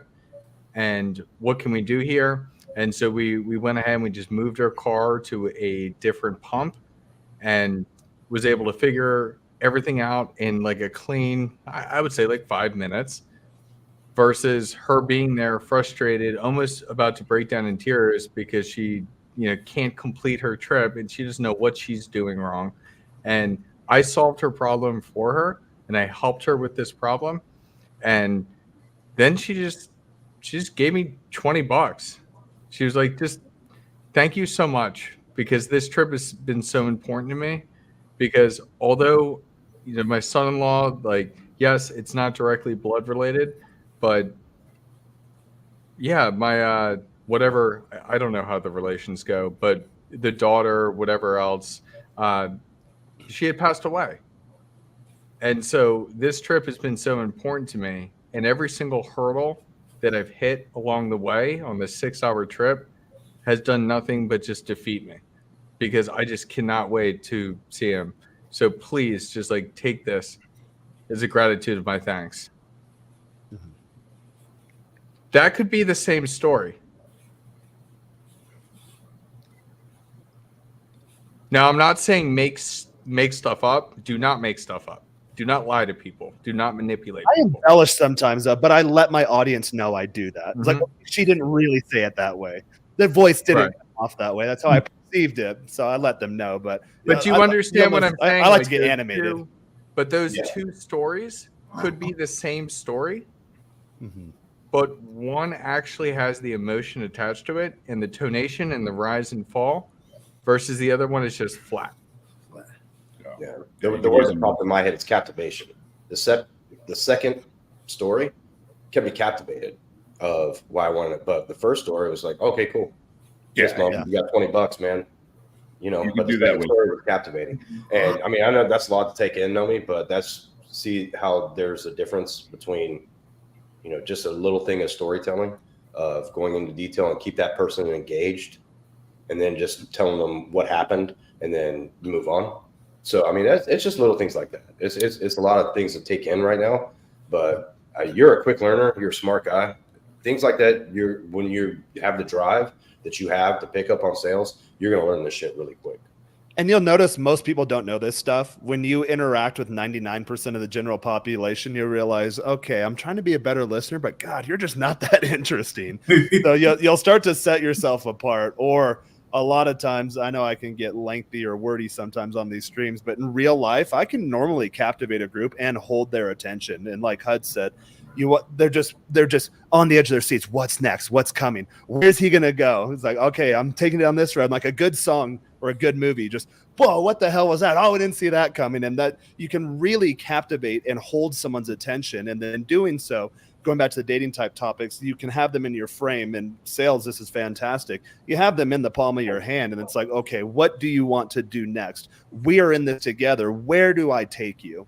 And it's a very powerful skill set to develop. So I think that's a great one to put on your list of things to do in 2024.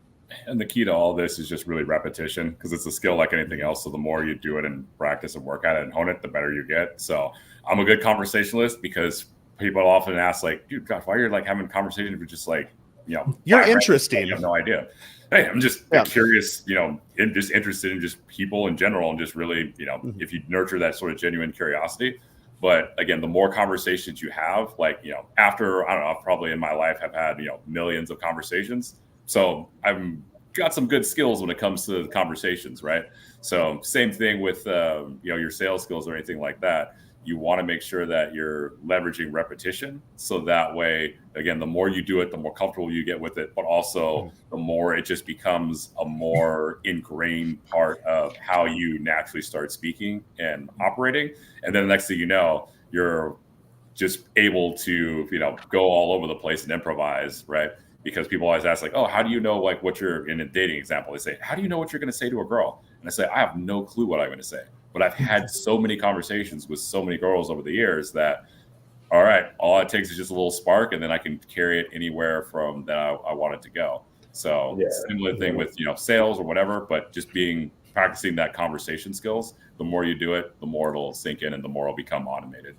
And with the girl thing too, you can manage their emotional state through the power of speech. So a lot of guys, I mentioned in my dating course that the big O starts in her head and her imagination. So you build these fantasies. And again, you take her along that journey that you're building together with her. And you could be staring at a blank wall together. It doesn't really matter. So the power of speech really is quite powerful. And you'll notice that in doing so, especially in the dating context, but as it applies to the sales type context too, that this is a goal of mine usually. It has been for years, but when I have an interaction with anyone, even I was traveling the other day, so the person at the airport, the gate agent, the flight attendant, I was bringing a guitar down, so hey, you know, got to the counter early. Hey, can I get the emergency room? I always get upgraded. Hey, by the way, I just want to let you know I'm bringing the guitar. It is kind of valuable. I'd rather not check it. Can I board before the first class when they do the call that, oh, you know, anyone special assistance needed? Yeah, we'll go ahead and do that. And then I'm already making friends with the flight crew before I even go through the gate and scan my ticket. And then, like I said, I take my emergency exit row responsibilities very seriously.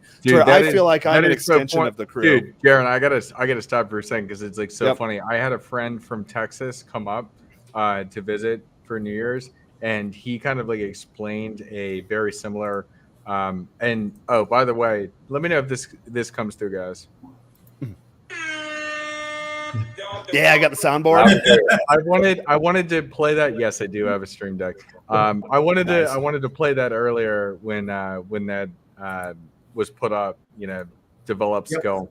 Yeah. Oh, I could do that again.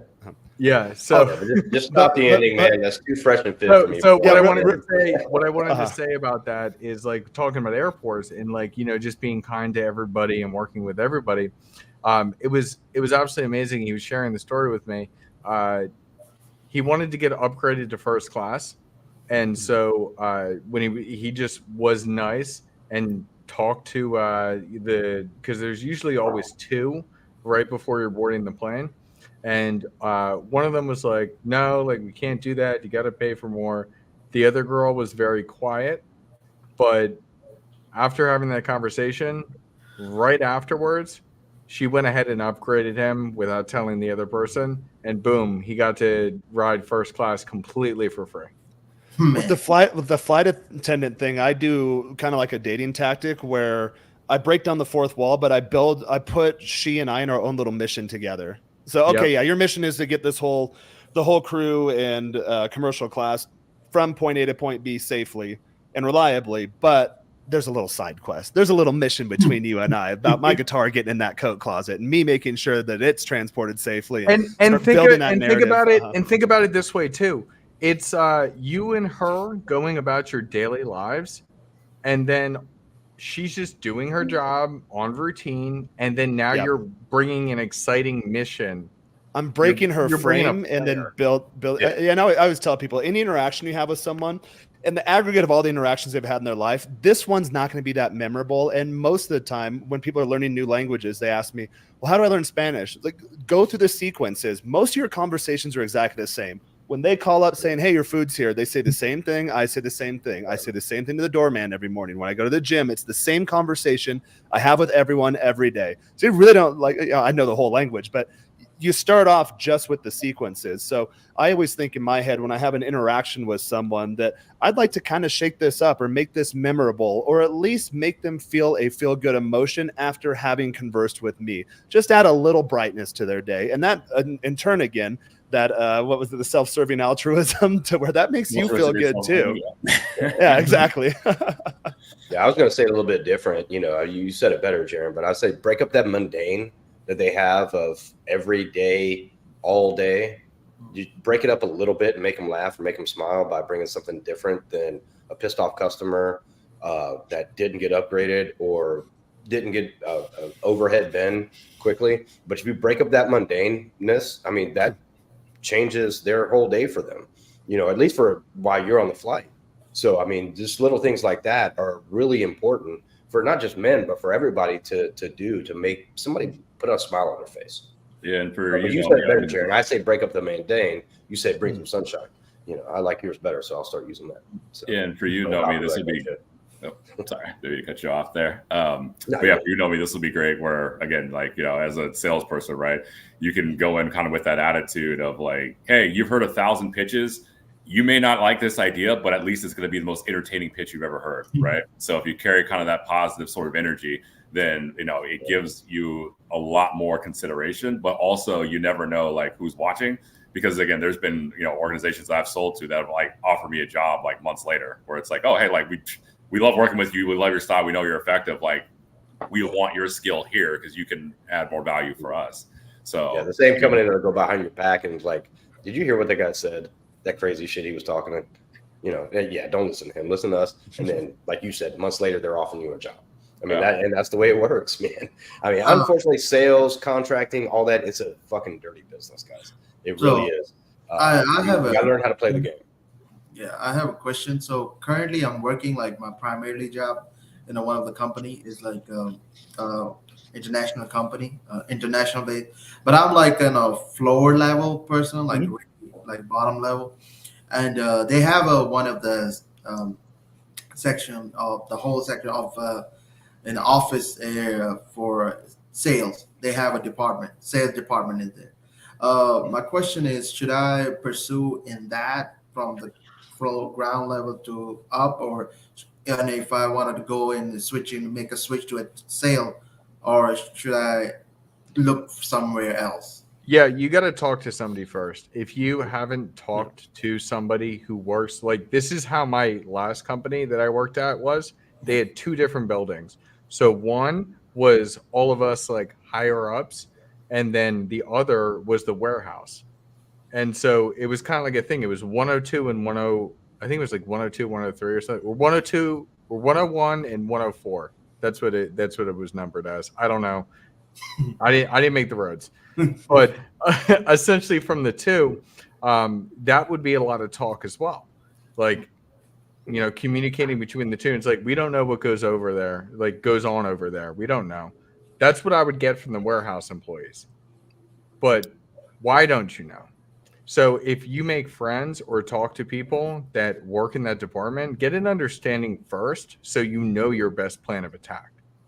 Exactly. Also, Yeah, there's no reason to not let people where you want to be, let them know that's where you want to be. Remember, we talked about that in Dallas too. Remember, you talked about, you know, what you're doing now.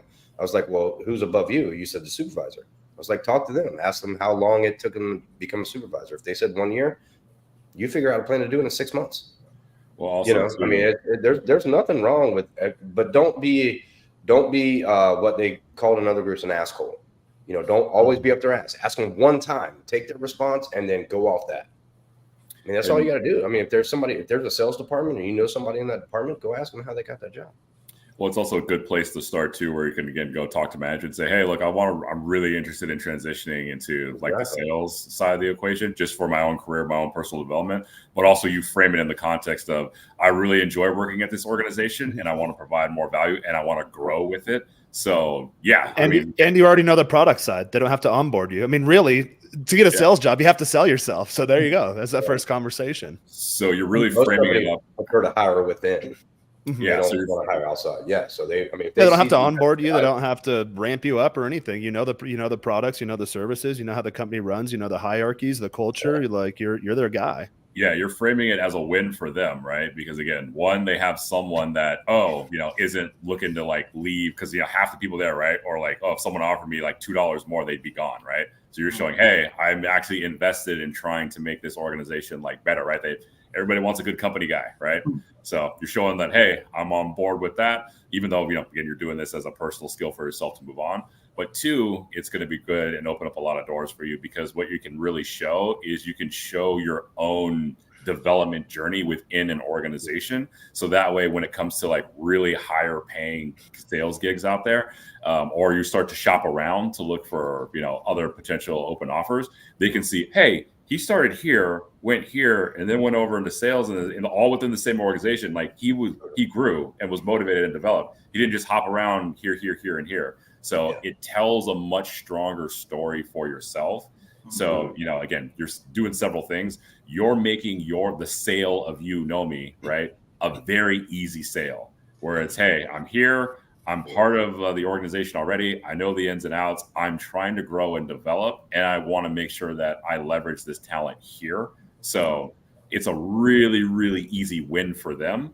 And so, again, like with any interview or any process, right, it is a bit of sales. Like you kind of have to sell yourself. So you want to make the sale of you as a salesman, right, like the best, most easy, straightforward sale possible. So going that route and working from within, it just makes the case like so very blatantly like, we'd have to be like kind of idiots to say like no.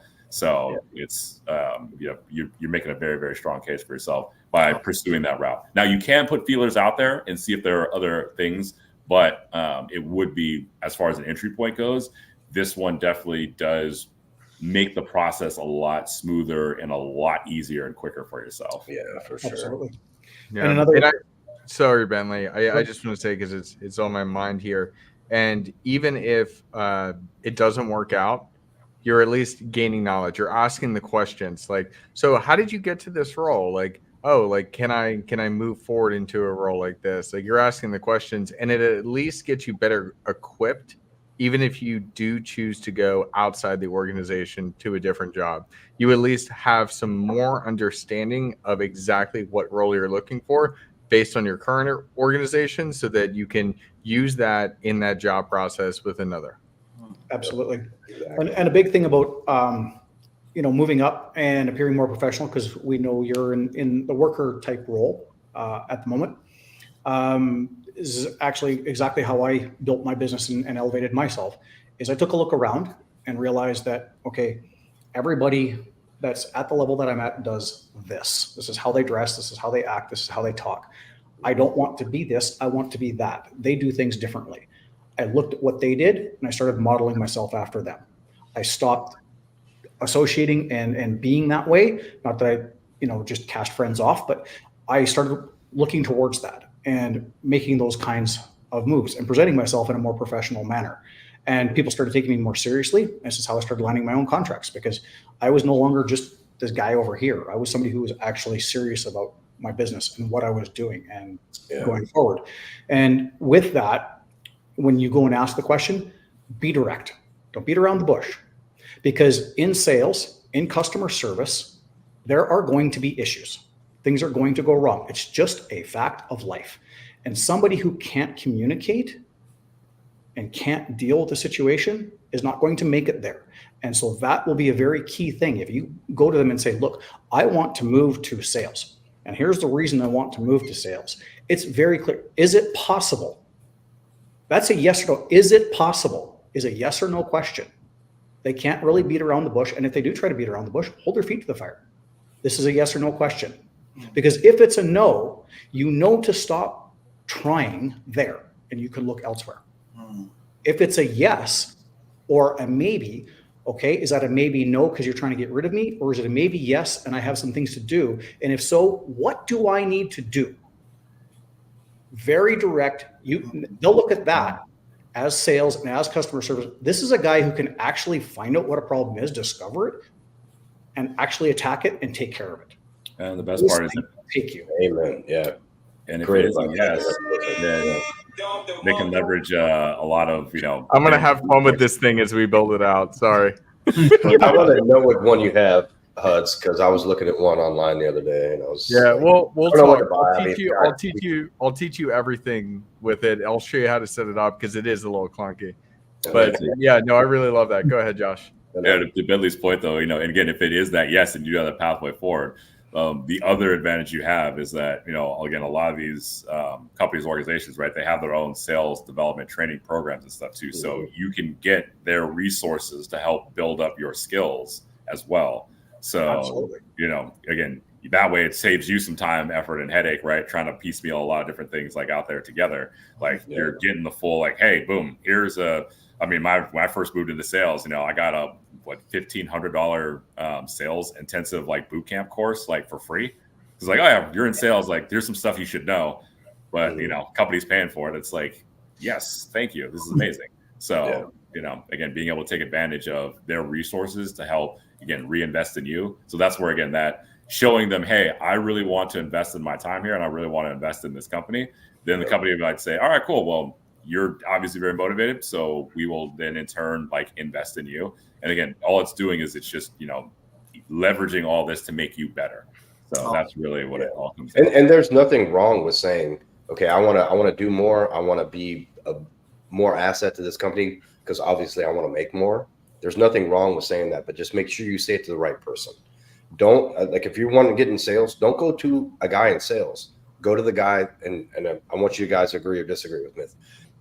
Go to the guy that hires and fires sales positions and talk to them about it. Don't go to another salesman and say, how did you get this position? You go to the guy that hires and fires the sales positions and say, how do I become one of those guys? And that's one thing I was going to say as well is, like, if you ask your manager and they're like, yeah, I can look into that.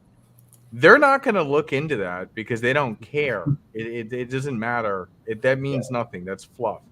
So there's a psychological if they respond with I'll look into that, they're probably not going to. So then ask, or is there somebody better that I could talk to? And then they can direct you to the sales manager, as Kevin was saying. All right, to your point, I will say I cannot say it right here, but I'll definitely tell you something behind the paywall about my manager. All right, that sounds great.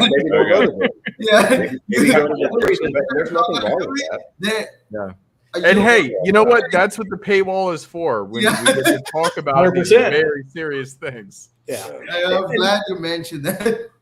And this is actually a sales tactic. So if you come in and show this a little bit and use it, it's a little bit of a psychology thing. Is don't ask them, maybe don't necessarily ask them, how can I do this? Or how do I get here?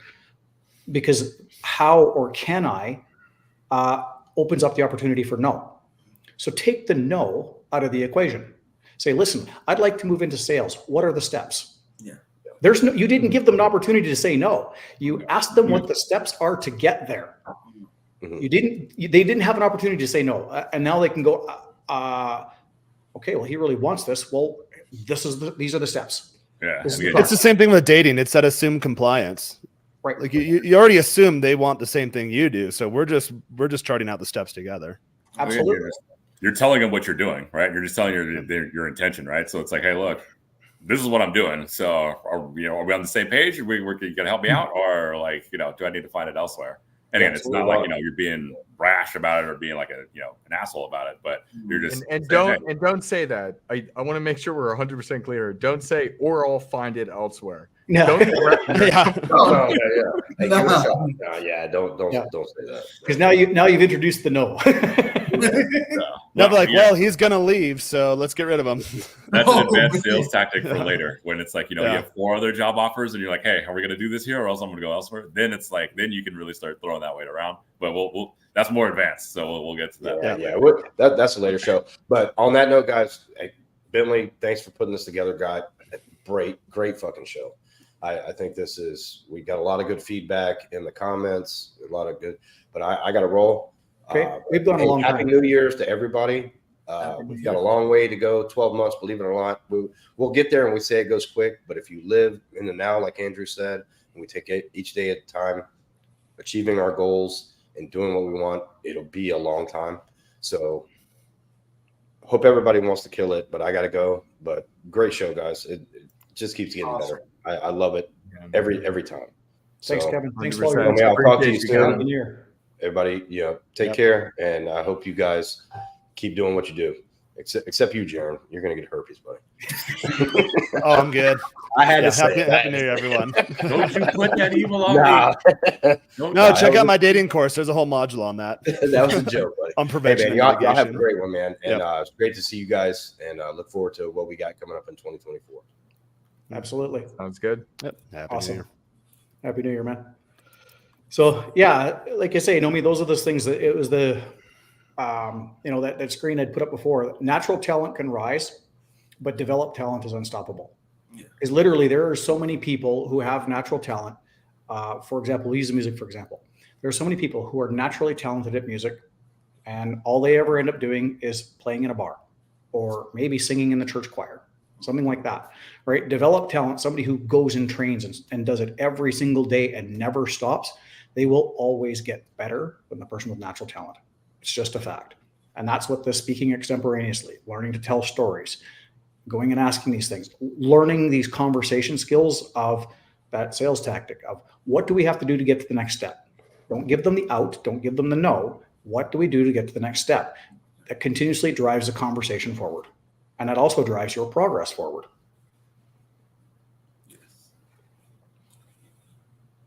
So, I was thinking about this. I don't want to lose it from my head. One of the things that I think would be beneficial for you, Nomi, as a member of this community, is if you go ahead and you do like voice notes, things like that within Telegram and send it to us. If you send stuff like that, we can help you improve that storytelling, because then you have a concrete example and you're not just listening to yourself telling the story.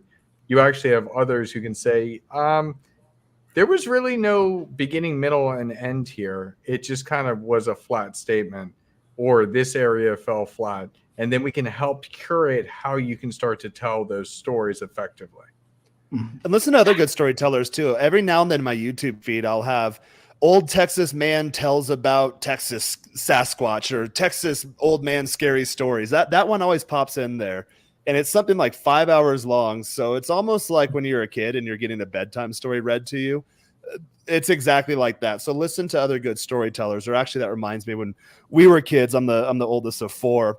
We would all go to bed. Our bedtime was like 8 o'clock or something, so my parents could watch primetime TV. And instead of reading books, because we read all of our books multiple times, you get bored of the same damn book after a while. Kids these days don't. They watch the same fucking movie over and over. It's just hang out with my nieces and nephews. But when we were kids, we got tired of the books. So I would start with a prompt, for example, and I'd do a couple seconds, 20, 30 seconds, maybe a minute, and then we'd pass it to my brother, and then he'd keep the story going, and then the other sibling would keep the story going. And our parents didn't tell us to do that. That's just something we did, and we didn't realize that we were building a skill set in doing so. But when I hang out with my siblings, we go to a lot of events from family friends in the area where I'm from. We're the life of the party. When you get all four of us together, just any combination, one of my brothers and I, both my brothers and I, we can hold the entire room, and they just think we're fucking hilarious and entertaining. And I think it goes back to having done that when we were kids. We had to keep each other entertained, so we learned how to do that improv, tell the extemporaneous stories, and really work on listening and adding more depth and clarity and detail to the story rather than taking it off the rails. Absolutely. No, that's Yeah, I love this idea. I'm like writing it down right now. I love the idea of like us getting together, like, hey, within the community, hey, and I know I'm speaking like behind the scenes, but I'm speaking forward. Hey, anybody who wants to get better at sales, how about you join this call and we're going to do a roundtable like improv. And you never know when the person before you is going to hand it to you. And then when they hand it to you, you say whatever you want, and we see how we can formulate whatever type of story. Like my story, I was thinking off the cuff. There was no, like, I wasn't thinking too hard about it. But it still had that, like, it has flow. And so if we do that, it can help you practice that. And not just practice, but witness and observe what that flow of a story should look like. That might be a fun stream to do on the Minute Now channel too. And then This have an open is going to be a invite. paywall thing. I think this is going to be a paywall thing, but I would love to get members involved to like show them, because dude, oh my God, it just helps people so much with dating as well. Like I think I heard you say it earlier, Jaren, like people ask, like guys come and ask, is like, what do I say to a girl? And it's like, I can't give you an exact robotic script, but I can show you how to say things to a girl. And so that's what we're doing. We're not telling you what to do. We're showing you how to do it. Right. So we can now make it your own flavor. I was writing something a couple weeks ago, and I was thinking about it. It's like we are all different flavors within an ice cream shop. Women love ice cream. Women love men. Men are flavors in the ice cream shop. Vanilla on top. Some men, but there are some flavors that are their favorite, right? You have your favorites and you have your ones you may go back to every once in a while, or the ones you kind of think about, but it's not good enough that you don't want to pick your favorite when you're going to the ice cream shop. And so that's essentially what we're, I can't remember exactly where I'm going. Oh, we're going to develop. All right. Sorry. We're going to build an ice cream shop. We're going to develop your flavor. That's essentially what I'm saying. You understand you guys understand what I'm saying, right? Absolutely. Yeah. And so we're going to be developing your own unique flavor, and then we're going to add you to Baskin Robbins, and then let's see what goes from there. The last thing, we made it to Baskin Robbins. I think the last thing I'll say, the last piece of advice, is this, think about translating value, because again, like when you can think about how to, like Caught a Wolf of Wall Street, right? Sell me this pen. Like, I mean, we can even do a live example right now. If someone names any random obscure object, just name it. I can give you a quick little sales pitch on it. Like, so now if you want to name anything random, I'll make a sales pitch for you right now. Yo-yo. I have a yo-yo. Yo-yos. There you go. All right. Well, I mean, see, the thing about yo-yos, right, is that kids these days, they're always tied to real, non-physical or non-tangible things that don't really develop or require any type of skill. What's entertaining about the yo-yo and what's great about them is not only the fact that it's more of an actual physical skill that needs to be harnessed, but it's also promotes a much more active type of lifestyle because, again, you have to actually be physically up and doing it. You're not going to be sitting down or slouched or anything like that. So what's great about it is, again, on the end and outside the hours of entertainment, especially when you start learning how to do like the different sort of types of tricks, which are very personal challenges and aren't necessarily very intuitive, but you really have a very interesting self-development tool that, again, teaches kids how to be creative, how to think a little bit outside the box while actually being a little bit more physically active. So again, that's just a little bit of the value that you can get out of a yo-yo outside of just, having something to do for, a couple hours as long as you want. So again, right, that's just off the cuff, right? Yeah. Off the head, right? But when you think of like, all right, what is the inherent value of something? So, then you can start just practicing, like trying to, right, sell ridiculous things, right? Like, hey, let me sell. I mean, because again, people sell all sorts of crazy stuff out there, right? But all right, cool. Let me sell a used stamp. Great. All right. Just think about that, right? Like, all right, well, what's the value in it, right? Well, it's a stamp. It's already been paid for. It's whatever. Just throw a piece of tape on it, right? You're good to go. But again, think about value, and then that will help when there actually is something of value for you to sell. Jaren, you went so fast, like to just say, like, hey, the yo-yo. You know what I was going to say? I have a pen in my hand. I was like about to say, sell me this pen. Yeah. All right, know me. Yes. Sell us this pen. Sell us. Oh man. No, this ain't a joke. We're putting you live. Oh, you're on. Yeah, you have to sell us. Put you full screen. Sell us Yeah. this pen. I set Sell us myself this for that. pen right now. I set myself for that. Well, I personally use this pen called Pilot. The quality of this pen is this you can write really smooth with that, and it doesn't really spread the ink, and it stays on there. And because most of the pen, when you use it, it could make a mess. And while this pen, it doesn't really also not going out of the ink really soon. So I would like and ask you guys, is anybody interested in this pen to buy today? All right, Naomi, we got things to do behind the paywall. I'm not buying that pen. How I do something like that, because I have pen stories too. It's like, okay, pens are like lighters. You either have 1 million of them or you have 0 of them, and you only don't have them when you need them. Years ago, I flew down to Colombia, and I think the immigration officials were kind of fucking with me. So I was in line, and for whatever reason, I didn't have a pen on me. I always have extra pens in all of my luggage because things like this happen.